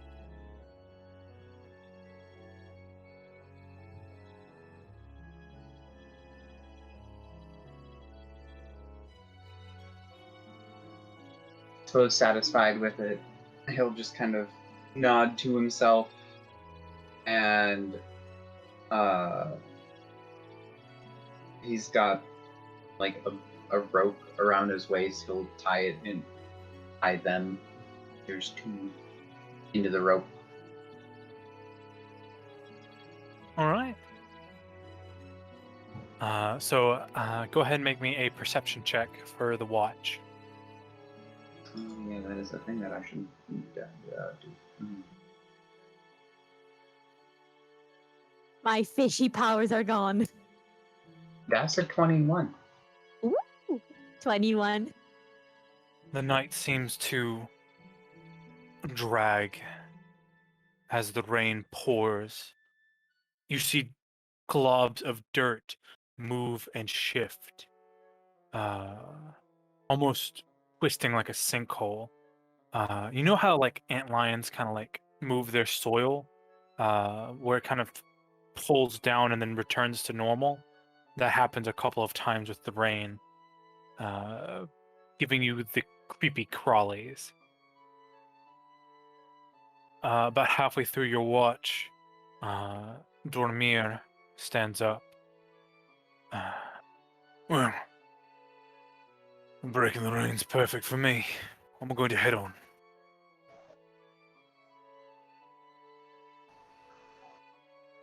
Where are you headed? Farebury, likely. Head out before morning, get there by late morning.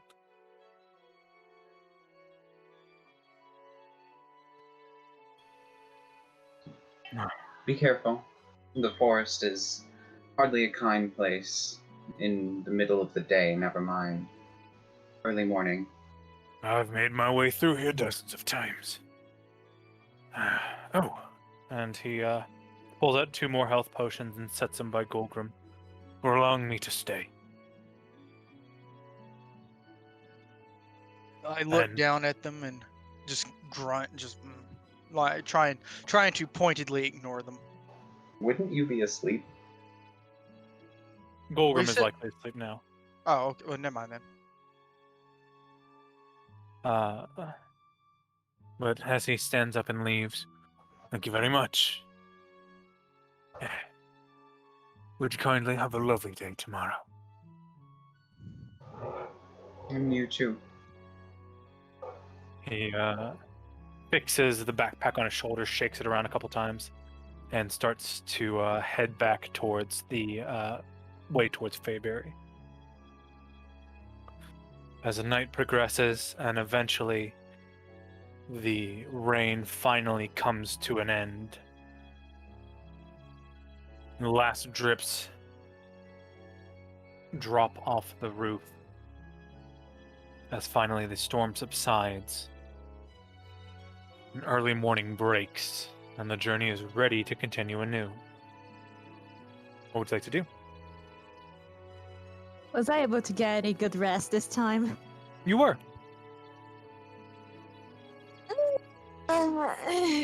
Stretching up as far as I can into that tiny hut.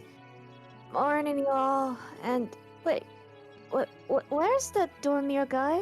Where is he?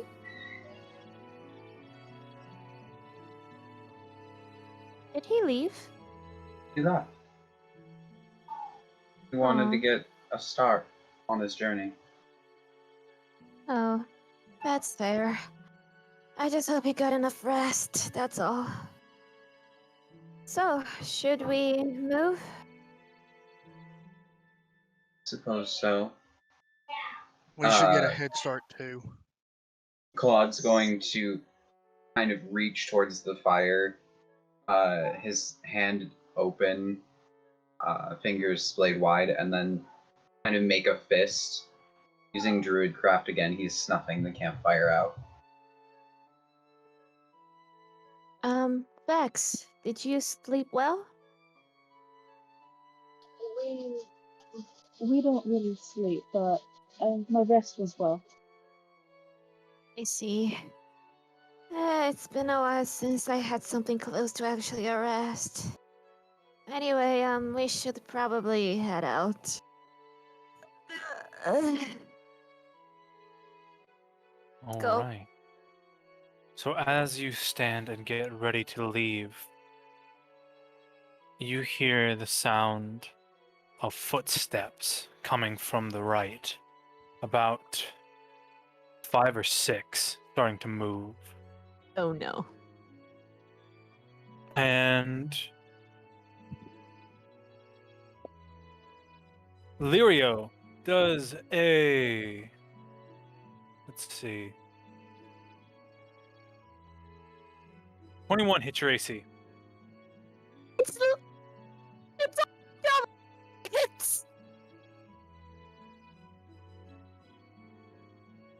Lirio, you take 5 points of piercing damage as a crossbow bolt flies through the forest and hits you in the chest. Do I see where that came from? Somewhere from your right, that's all you know.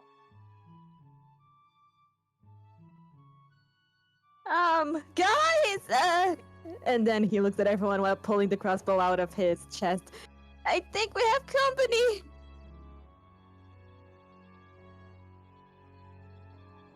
And with that, can you roll me initiative?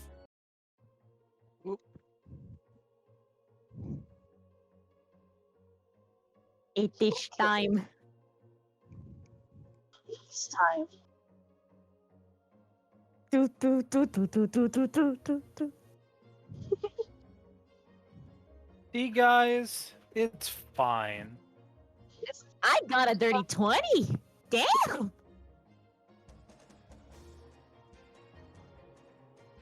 I got a 14, I got a 13. which is vastly better than the last sessions. An improvement!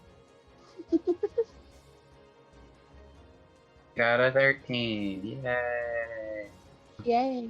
We're improving. Yeah! Yay! I think I go before Golgrim since we shared 13. Okay, so I roll on my end.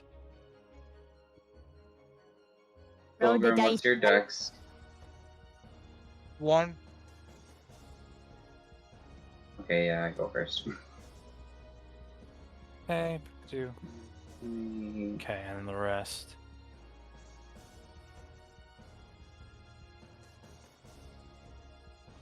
Oh, okay.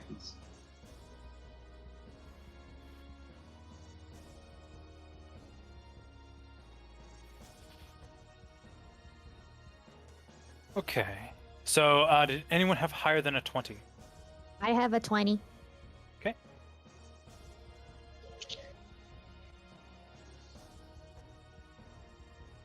Okay, 15 to 19? No one? 15, 19? Oh no. Okay, 10 to 14? I got a 14. 13. So 14. And a 13 here as 4. well. Alright. That puts Golgrim. What was that for you, Claude? 13. Okay. And Claude goes before Golgrim, right? Yes. Okay. All right. So as combat begins, you see them start pouring out of the woodwork. We go ahead and hide them.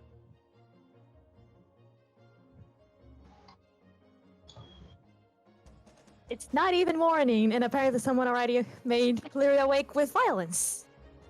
Time to pay back.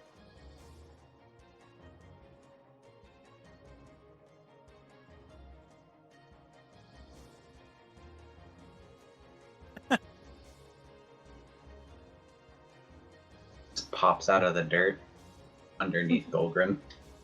I'm here, bitch! Ah, I don't know.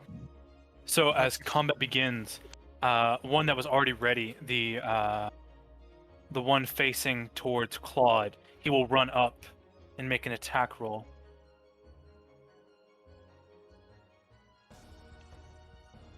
Okay, Claude does a oh boy. Does the 21 also hit you? Yeah, but I'm gonna use my reaction to impose disadvantage. Okay, does a 21 still hit you because I rolled an 18 and a 19? Oh no. You're rude. Yeah, that hits.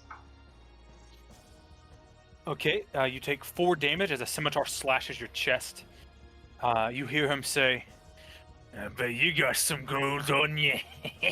Looks like we got some good ones."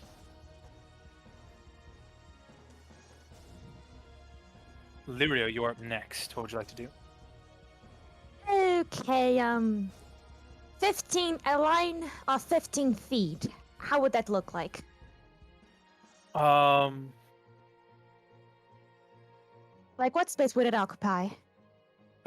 Straight ahead would be Claude's space. And there's also No. a tree in your way. I'm not speaking about that. I'm like, how many squares would that take? A 15 straight line, that's 3 squares. 3 squares, huh? 3 squares. You know what? I think I'm gonna do it. They chose violence in the morning, Lyria's choosing as well. So, 120 feet. Does that, reach those 2 guys that are close diagonally?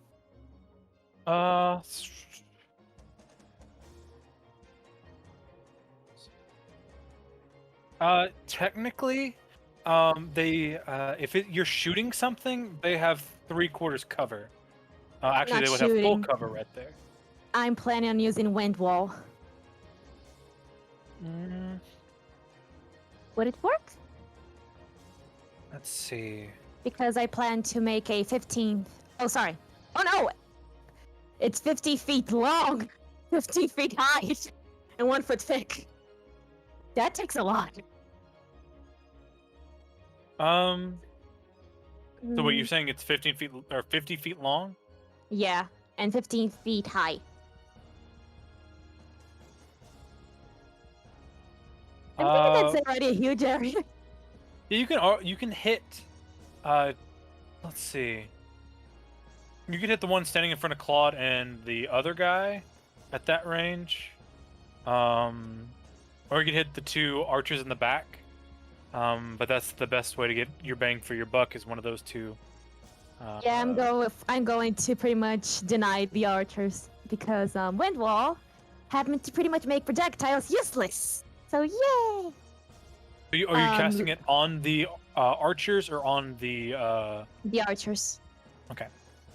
Lyrio looks at the direction probably the arrow came from. He snaps the arrow in 2 of his hand and gives a deep breath. Alright then. Usually I don't choose violence early this morning, but apparently I don't have no choice. So you reap what you sow. Anyways. And then he grabs his lyre, and with a deep breath, he strums the strings as a huge wind wall starts to appear in front of him. And I need a strength saving throw, please. Okay. Strength saving throw. Yes. That's a 2 and a 19. The 19 will take half, and the other will take full. Okay. Okay, 3 die. Is it 3 die? Yeah. Take me. Oh, sorry, I forgot the R.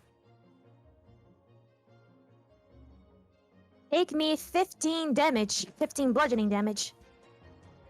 And that's with passing. No, with passing, that would be half. That would Okay. be. So, Would you round it down or up? rounded down.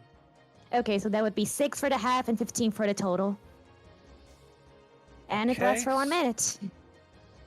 So that puts him there. And it puts the other one. All right. So as you cast your wind wall, yeah, okay, you see almost immediately their hair shoot up into the air. 3 or 4 of their bolts just fly up and are lost out of their quiver. But they seem relatively unharmed. One looks very bad.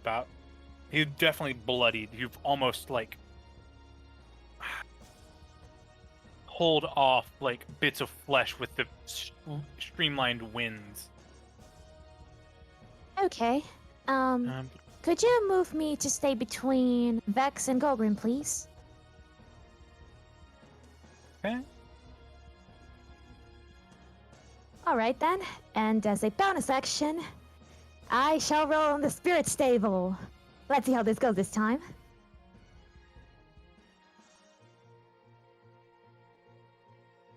A 12 again! Why? Okay, hang on. It's almost as if on cue, Azurus grabbed one of the black pearls from his pouch. His eyes turn magenta again as he frowns a bit. But again, he says the words with the same confidence as before. Não tente entender isso, meu camarada. Sua mente ficará toda embaralhada. And let me check the range on this because I forgot. 30 feet, so I'm choosing the guy up front of Claude. Make me a intelligence saving throw, please. Okay. That. Ooh, that's good. 16. Passes. You just see Very Lirio. smart bandits. He just looks at the pearl, looks at the guy, looks at the pearl, and his eyes go back to normal. And he puts the thing literally on his back, like not even at his pouch. I don't know if this is luck or unluck, but this is getting tiresome. And that's my turn. Hey, after that, it's the one of the archers go. They will bonus action hide in the forest. So take them off the visual. Only one of them. Goose, do you need me to read what Windwall does aside from just the bolts and stuff? It pushes them back, right? Here's how it goes. It already made the save. The strong wind keeps fog, smoke, and other gases at bay. Smaller or smaller flying creatures and objects can pass through the wall. Loose, lightweight materials brought into wall fly upward. Arrows and bolts and other ordinary projectiles launched at the targets behind the wall are deflected upon and automatically miss. So it doesn't push them. If they were small creatures, then they wouldn't be able to pass through. This one does just retreat back into the forest.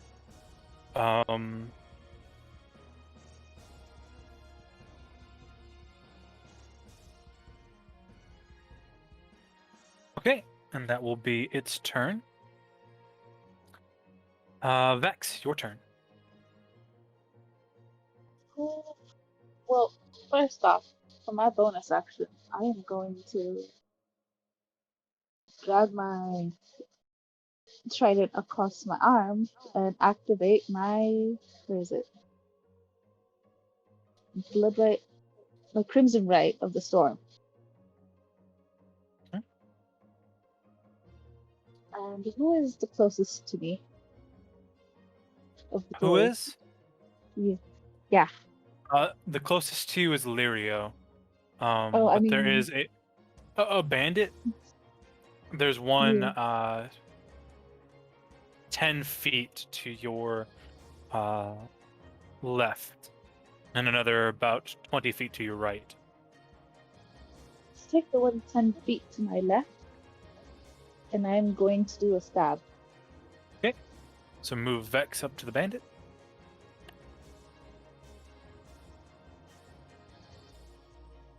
And roll to attack.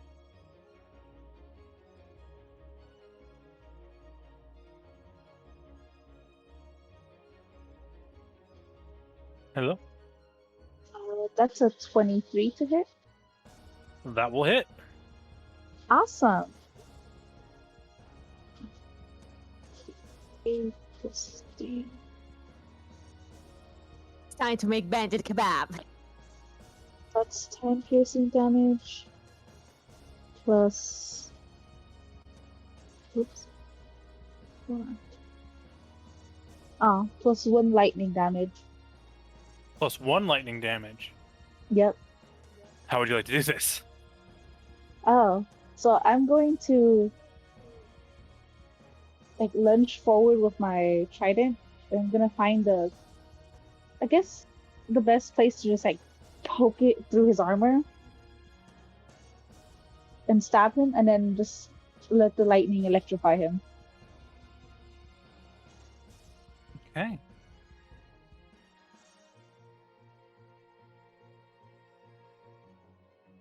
Let me also roll real quick for the damage I take.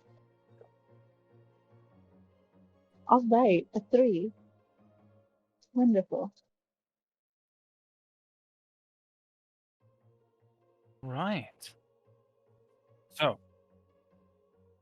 Vex's turn. Up to Claude. The one in front of you has just been fried with electricity. What does it do?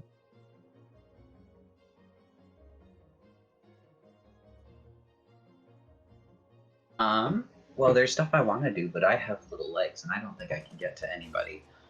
So... The cliffs here count as difficult terrain as well. Not for me, they don't. True. Just want to let you know. Okay.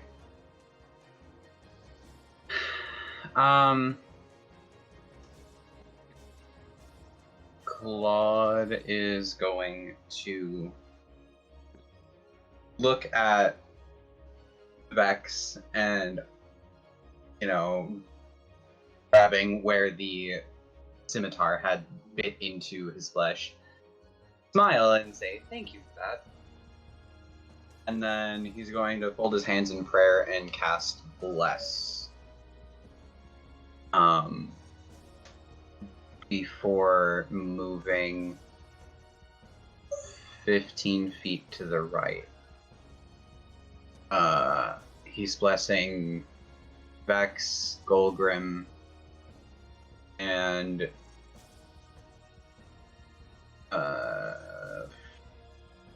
Lirio, because why not? I lied, he's... no. Actually, I'm gonna cast that at 2nd level so I can bless all of us. Alright. It is the little blessing from the little guy. So Claude is outlined in a mint green. Vex is outlined in like a pale blue. Golgrim is in like an orange, and then Lirio's outlined in like a purple.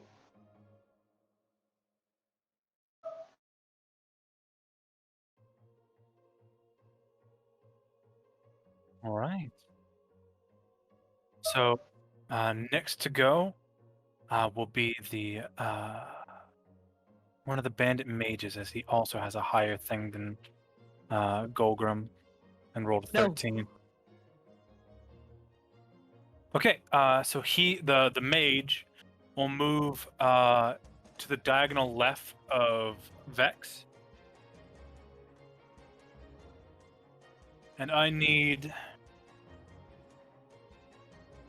Vex, Claude, and Lirio to please make me a dexterity saving throw, as the mage puts his thumbs together, spreads out his fingers, and casts Burning Hands. Thank God for bless! How much it is? You have to make a dexterity saving throw. I know, but isn't the bless also count for the saving throws? That's what I'm asking. It's a d4. Yeah, d4. Thank you. I do get disadvantaged because I am wearing heavy armor when I'm not proficient Oh, no. in heavy armor, right?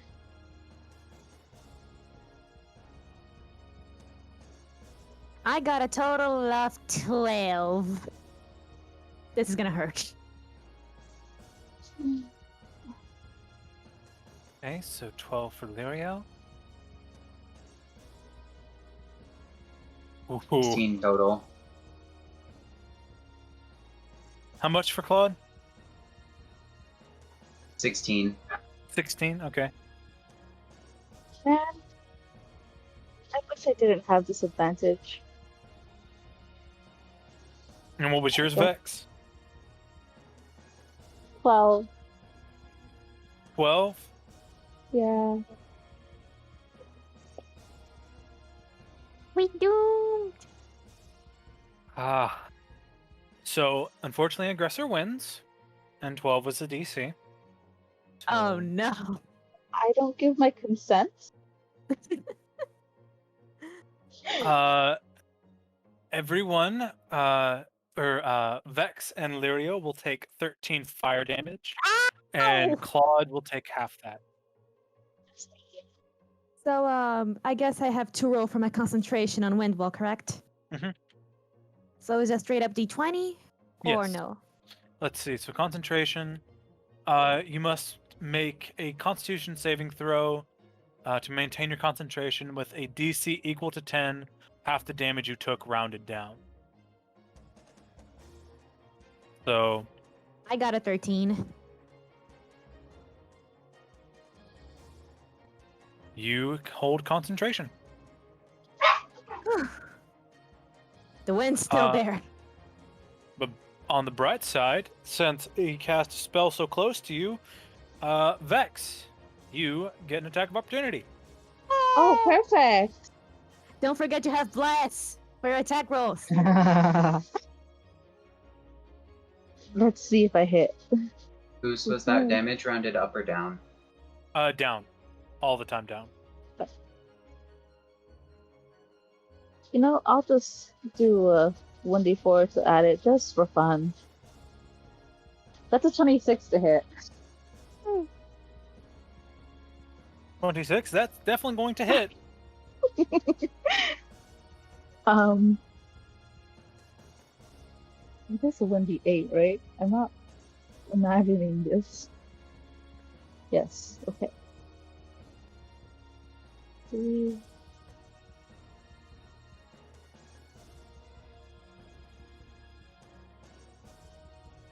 So that's 6 piercing and 3 thunder. I mean 3 lightning. So 3 piercing, 3 thunder. 6 piercing, 3 thunder, Okay. 3 lightning. What is with you with hitting their entire life total? How would you like to do this? Hey! Like on the dot. The other one was 11. This one's 9. I'm surprised So- the archer's not dead from the wind wall. I'm sad. So Vex just he narrows his eyes at the caster, and then he casts a spell, right? Yes, he cast Burning Hands. Okay, so he narrows his eyes at the caster and then just lunges forward with the trident and aims for his neck. Just stabs him right through the neck and electrifies him as well. As your trident goes through, you hear them gurgle.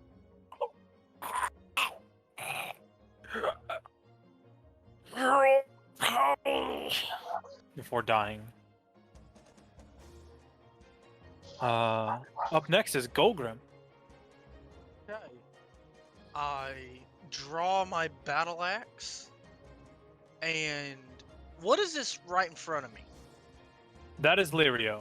Okay, that is Lyria. Bye. I walk over to one of the bandit mages, preferably the one that, or is that an archer? I'm looking. It's an archer and behind a wind wall. Oh, okay. But you can go. You can go through. You can go through. Okay. Well, I'm going to go through it and beat this archer. I will tell him 15, he has been a 20. very bad man. Okay, it's just at the end of your range. You can make it. As I walk up, I unsling my shield and go, "This is not the first thing I wanted to do in the morning, but I can't complain. It's not a bit of fun." And a 12. Wait, didn't you add bless? And that's 1d4, blessed- buddy. A D4? Yeah. 13 total. So, as you're swinging your axe, you feel the divine grace pull you to your desired target, and what was once going to be a miss cleaves clear through their abdomen. Go ahead and roll damage.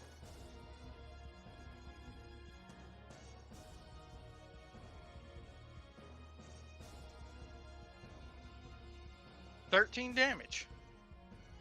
13. Okay. So you almost entirely disembowel this archer. You feel the skin tear as your axe cleaves through the stomach, releasing a hell of a lot of blood. You can see them cough up their own viscera. They're not dead yet, but they certainly, without medical aid, will not live long. I just look down at them and like flick the blood from my battle axe. That's what you get for messing with Golgrim. Spits on your shoes. After Golgrim comes up the archer he almost disemboweled. and they will cunning action, disengage, and disappear into the forest.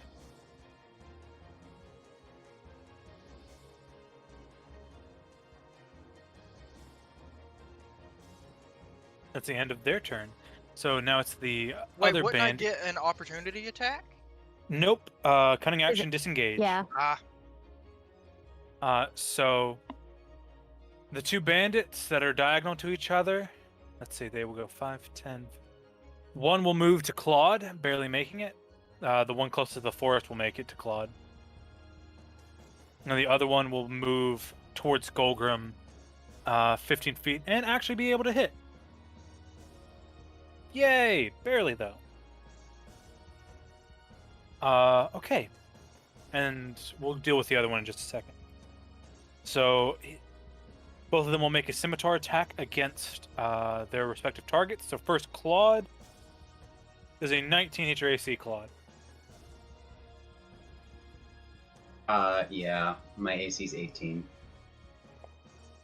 Okay, you take 5 more slashing damage. Jesus. And I need Why did I have to a roll so bad? and I need a Constitution saving throw.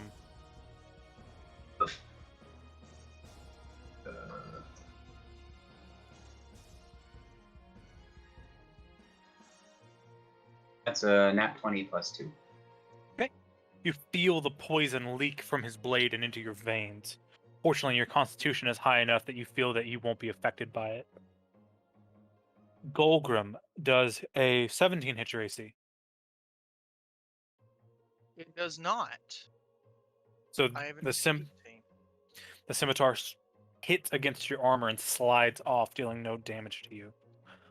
The last one, the last bandit, he will pull out a mysterious bottle and chuck it into the air. It will land between Golgrim, Vex, and Claude. I need you all to make a dexterity saving throw. Why I'm do you out of hate that. me? Shoot. I I did not missed. give consent. I got a 15. Don't forget the D4 from Plus Blacks. 4, or plus a d4. Oh, plus a d4. Yeah. I have disadvantage. Oh no. Got a 25. That'll definitely pass. I got a 17. Roll D4. That'll pass. Roll D4. Oh, Vex, no. Oh well, I that's mean, What did you roll, Vex? a 11. That's not gonna pass. 11. So Golgrim and Claude take 3 damage. Vex, you take 6. Aw. As an alchemist fire lobs up, shatters against the ground, and reacts violently. And suddenly, a decent-sized fireball hits all 3 of you. Rude. so what kind of action is it to drink a potion? It is a move action. Really? It can be. Nice. What if I didn't use all of my movement? You still have to wait for your turn. Okay. You can use your move action or your action to drink a potion. Okay. Whichever one you feel is better. And then top of the order is the dead bandit, and then Lirio. Okay. So none of them took damage yet, right? None of the 3. There was the 2 that left into the forest. Ah. Okay, let me Vex see did what... work and murked 2 others. Yeah. I don't think this guy's gonna come for me soon. So it's a move action to take a potion, right? Yes, you can use your entire movement to drink a potion. I suppose after the fire hitting him up, he just gives a sigh. I didn't want to use this so early, but... And then he pops up and drinks a potion. Okay. So, 2d4. 2d4 plus 4. Ooh, 11 back, nice. So yeah, that was So my what health were you at movement. before you drank it? I was at 11. And how much did no, you sorry, heal for? Sorry, no, I was at 9. Then I 9? healed 11. And now I'm at 20 HP from 27. Okay. And as my action... Okay, let's hope it works this time. I want to cast... Hang on. I cast Dissonant Whispers on the guy in front of Claude. Give me a wisdom save. Okay. Wisdom save, and that's okay. Ooh, 4. He fails! Lyra looks at this guy, and after chugging the potion down, he gently puts the leftover bottle in his bag, grasses Lyra again, and gives a little snirk. Okay, then you guys asked for it. How about you do like your other friends and run away, huh? And let me roll damage. Take me 14 psychic damage!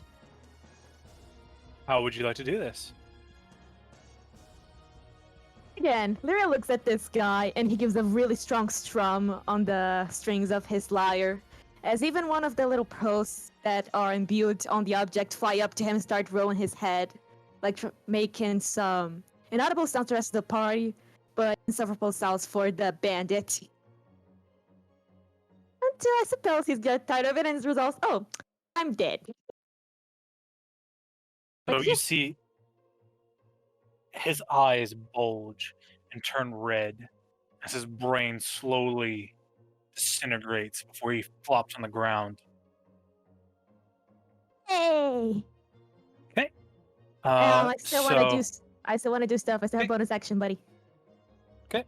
But on that note, with this new rush of confidence, I shall try spirit again.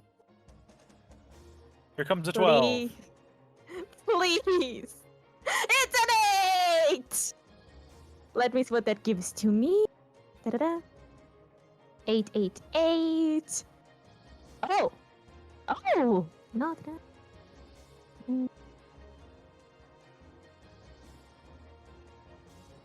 Hang on, I'm having to read a bit because there's a lot of things.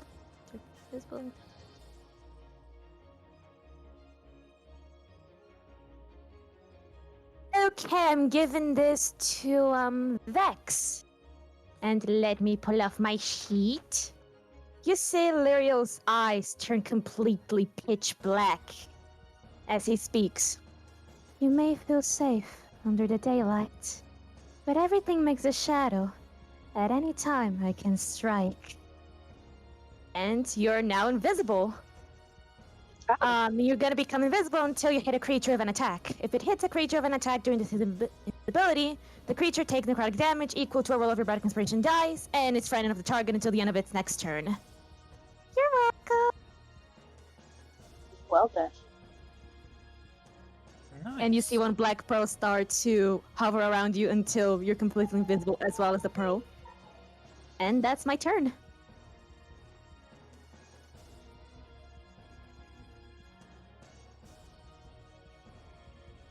Okay, so next up will be the archer.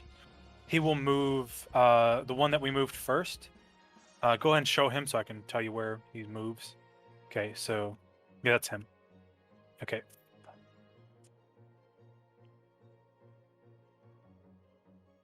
He will move 30 feet to his left near the rock.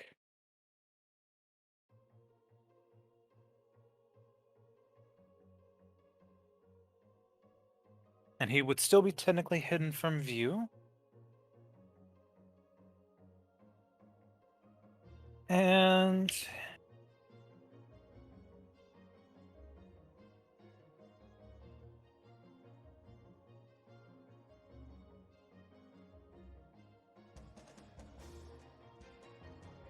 okay. Let's see, can he hit that? Yes. Okay, Lirio Yes? does a 17 hit your Is AC. he shooting? Is he shooting? He is shooting. He's still behind the wall. He's Or not he's still not. behind the wall. Blech. Not at that. He's just outside the range of it. Okay, can you repeat, please? Does a 17 hit your AC? Totally. So it does? Yep.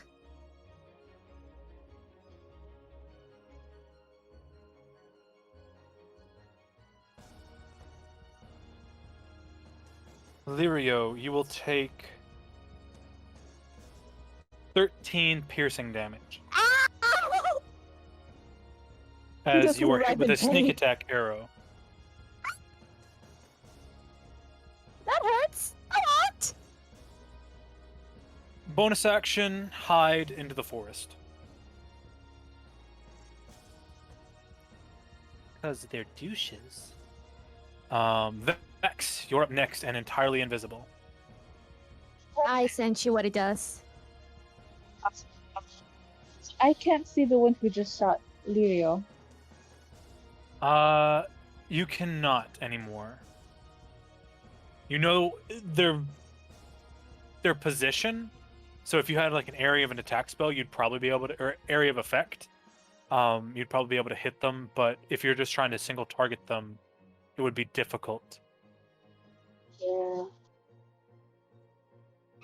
Shame I'm not a sorcerer. Anyways. I'm going to. Is the one that went up to Claude still there? I'm sorry? The one that went up to Claude? Are they still there's- there? Yeah, there's still one that's up near Golgrim. The other one's dead. It was Oh. me. I'll go kill the one by Golgrim. Okay. You would have advantage because he cannot see you. And you still have bless.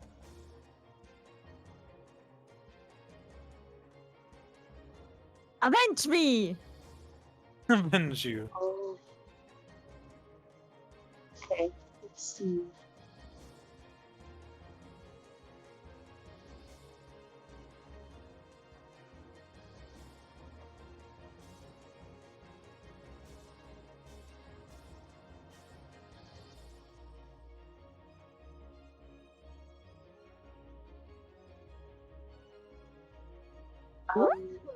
That's a 21 to hit.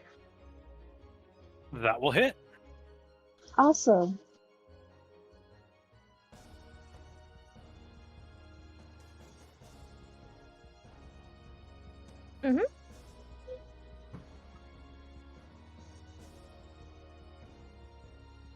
Roll also 1d6 from the necrotic damage.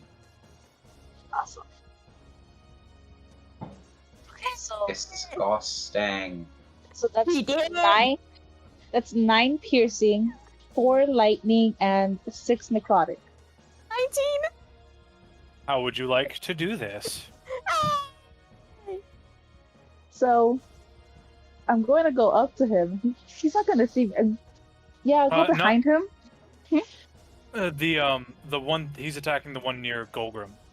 Yeah. No archer, the one near Golgrim. The visible one. Yeah, I'm gonna go behind him and stab him straight through the back as I become visible again.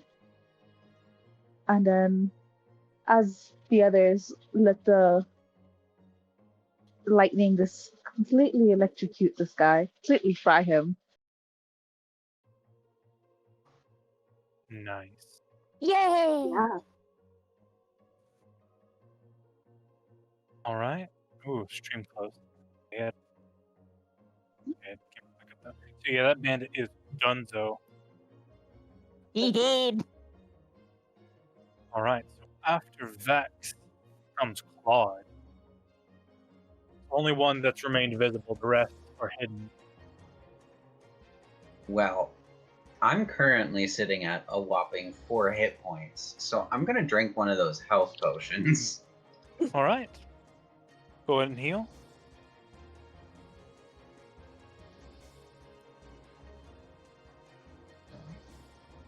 A 7, 7. which is not Nice. great. And then, given that I'm going to use my move action for the potion, because I'm still in danger, I'm gonna cast Cure Wounds on myself. Okay.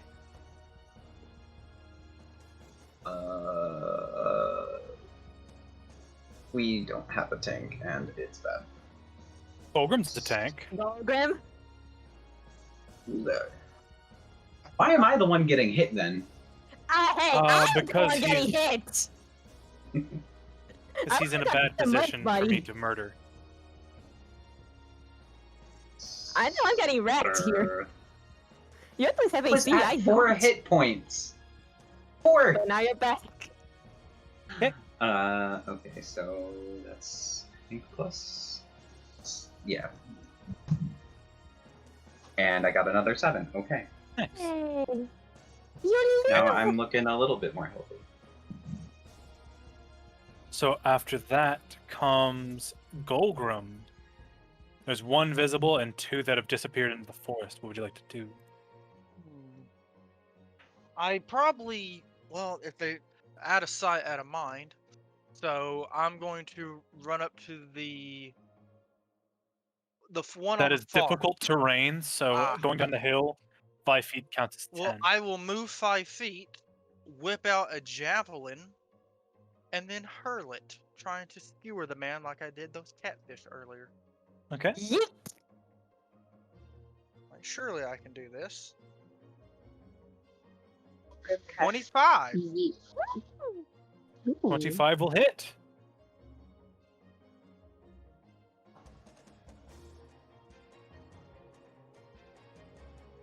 $13 damage. Nice. How do you want to do this? So I take a step, see the bandit standing there. Quickly I stash my axe on my belt, and I grab a javelin, and just in a fluid motion, no hesitation, I just as I hurl it, just full force into this bandit. Nice. So the javelin goes clear through his chest and kind of sticks him against the ground, where he kind of sinks into it a little bit further without a word. Entirely dead. Hey. Oh God. Okay. So, Ace, will you reveal the other archer? The one from before? Not him. Okay. He will move 30 feet to his left again.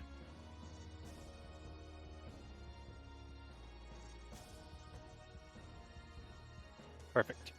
And he can hit Vex from that range.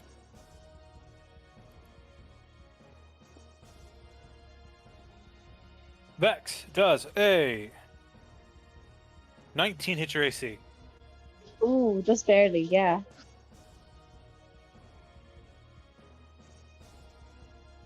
You will take 9 points of piercing damage. Oh man, I wish it was my liking for, but also maybe not. That would be bad. Oh. I'm not looking great. Okay. The archer will disappear again into the forest. Bonus action hide. And back to the top of the order, Lirio. Hey. How far? Can you please show me the 2 archers, please? They cannot. You remember there was one 50 feet past the wall somewhere, and then one 60 feet off to your left somewhere. They're hidden, so you... Are they close to each other from what I remember? Not that you remember, no. Not within 40 Okay. feet of each other. Give me a moment. Let me check. How's the range of this thing? You can make an action to I'm perceive talking them. about I'm talking about an AoE. Okay. So 10-foot radius sphere. If I happen to aim at the one I remember, would that hit both? You don't know. They could have Okay. moved.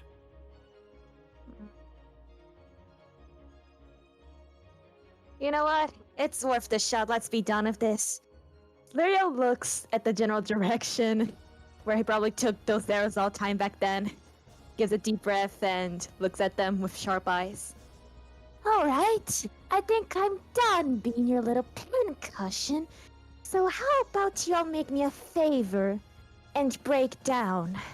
Because I think you're gonna be way more useful as a couple of pieces down on the earth than just a bunch of lousy little archers trying to be coward to hit a big target.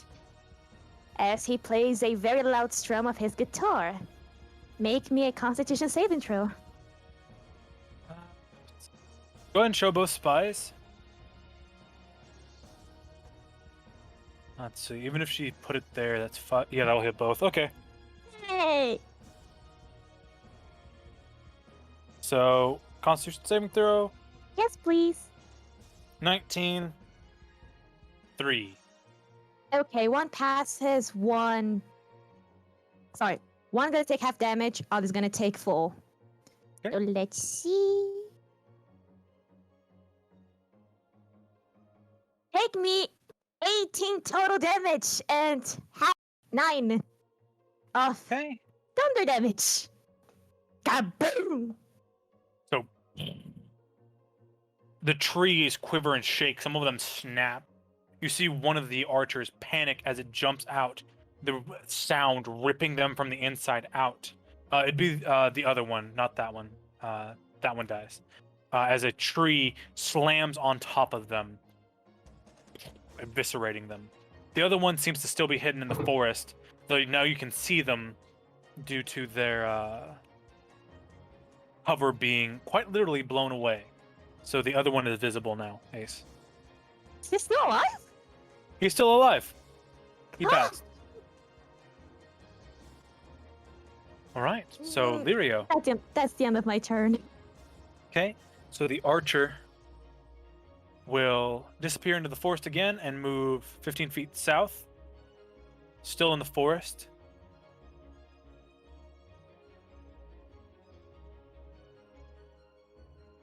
And disappear as bonus action hide happens. Golgrim. How about a natural 20? Oh no. Yeah, that'll do it. That'll do it. I've rolled real high tonight, and I'm sorry. I noticed. Are you sorry though? Press X to Golgrim, doubt. you take 20 piercing damage. Oh my god! Oh my god. What now? You take 20 piercing damage. Oh, Tell me you're alive. yeah, I'm still alive. What health pool are you at? I'm at 13. I went from 33 to 13. Oh my god. Yikes. Oh, those are potions. They sound really good right now, right, buddy?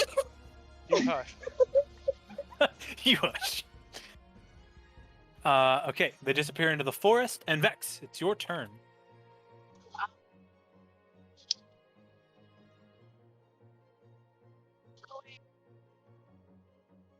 Five HP. I'm doing real bad, guys.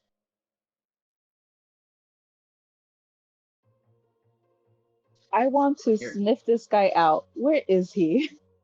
So perception check with Snoofer. Go ahead and make me a perception check, please, ma'am. That is not where I roll. Okay. Let's see. Recalling Bless doesn't apply to the situation. But I do have advantage because I have heightened senses. Yee.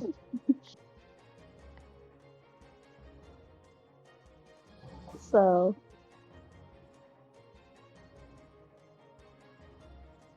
that's a 12.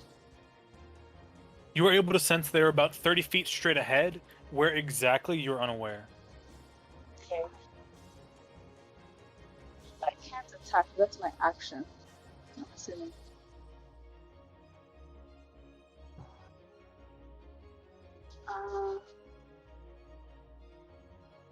I can't see them, right?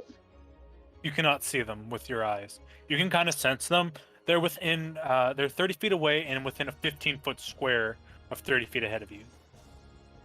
So I'm going to tell Claude and Lyria, since they are the mages of the group, essentially, spellcasters. It's the last one's about 30 feet away, in that general vicinity over there. Okay. And then I'm gonna move back, like, I guess 10 feet. Okay, so that's going to Far put back as I you... can. Okay, you can move one more back. Okay. So yeah, to be out of range of the crossbow. Okay, and that brings up Claude.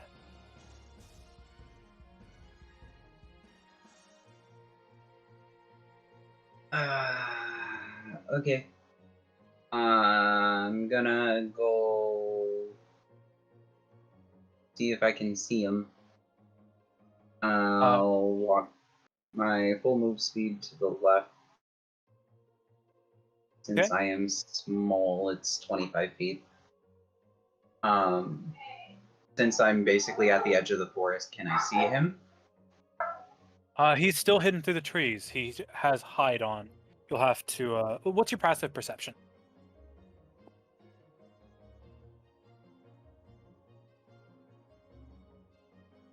That is a 13. You would be unable to see them. You'd have to roll to see if you get higher. Ace, Claude has moved 25 feet to the left.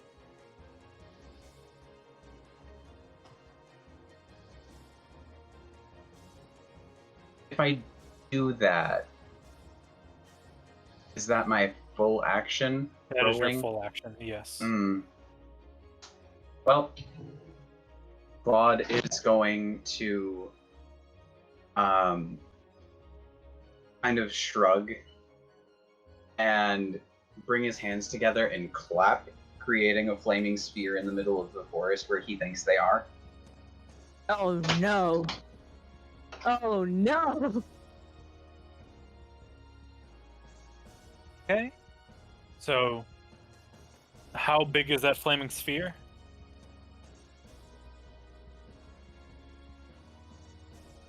Give me 1 second. The dog chose to be noisy. Oh no, Megatron.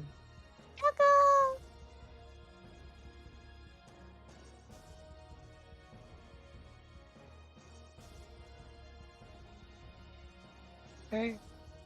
The dog was So, cheering 5 on. foot diameter sphere of fire appears in an unoccupied space of your choice within range. What diameter? You cut out before you said it. 5 foot. 5 foot. Okay. So you were, put that down there. I'm gonna roll a percentile to see exactly where you put it down.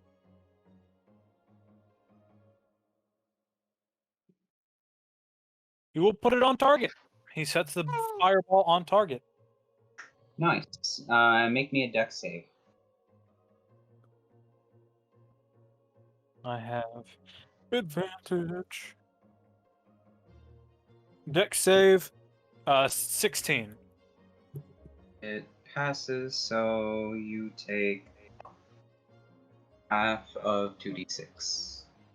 Okay. So I rolled a 5. Oh no. So 3 damage. Yeah. And anything that's flammable is now ignited. And I can move it as a bonus action. Gotcha. If I see him move, I'm moving it. All right. Up last is Golgrim. Okay. You can see the spy would be visible because there's a big ball of fire centered on them. So he is visible. Yes. I look at him, grab another javelin, test its weight a little bit, and I just hurl it, just trying to get another hit. Can you throw it 30 feet? I can throw it at 30 feet. Okay, just making sure. I don't use javelins too often. They have the Yeet. thrown weapon property, which is Don't forget Press bless. yeet. oh Yeah. plus bless. Hold on, and let's see. Hold on one second here. If he's 30 feet away, I'm checking something. He does have technically 3/4 cover. There's that big stone in front of him.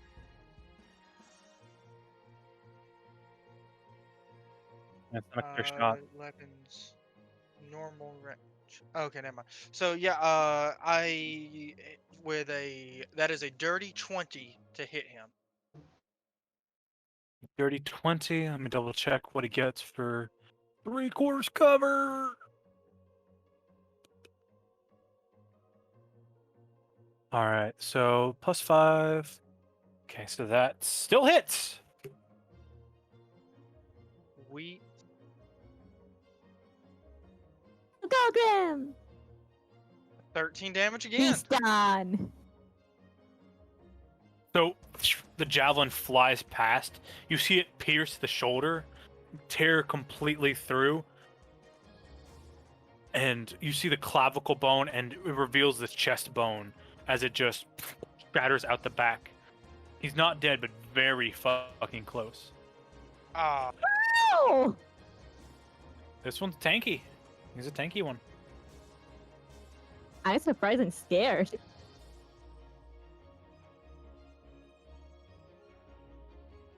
All right, so after Golgrim comes Lirio.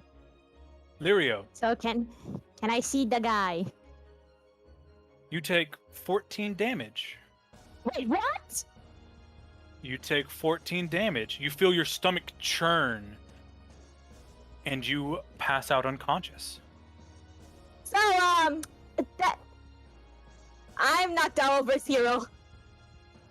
You just see Lirio looks at you guys as he wipes down his mouth, probably spilling a bit of blood. And then his eyes pretty much just start rolling over. He just falls to the ground. Vex. No, actually, it's the other one. He will. Hang on a second. Did I make any saving throw against that to begin with? Or is that automatic? Unfortunately, not. That wasn't automatic. I'll tell you why in a no. moment. Oh, I guess. Oh no. Vex. Does I'm a dead. 17 hit your AC? Actually, no. I have an 18 AC. So, the arrow flies past. He kind of shoots it haphazardly with one arm, but still is a pretty good shot with it. And it chinks off your armor, unfortunately not dealing any damage. After that, it's your turn, Vex. Actually, he ends his turn within 5 feet of the flaming sphere. He needs to make a dex save.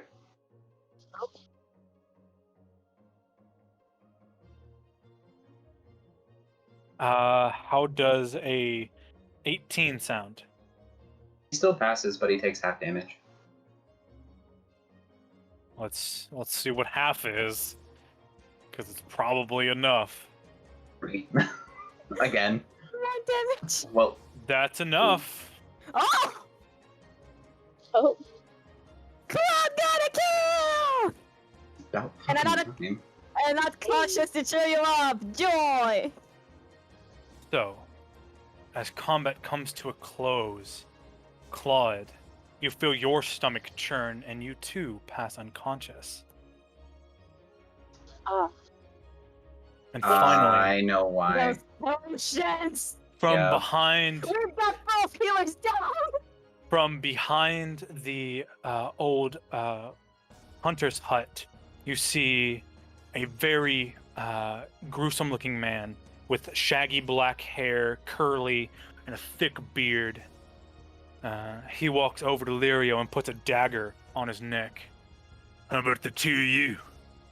You coming quietly as well, or do you want more? And that's where we'll end tonight's session.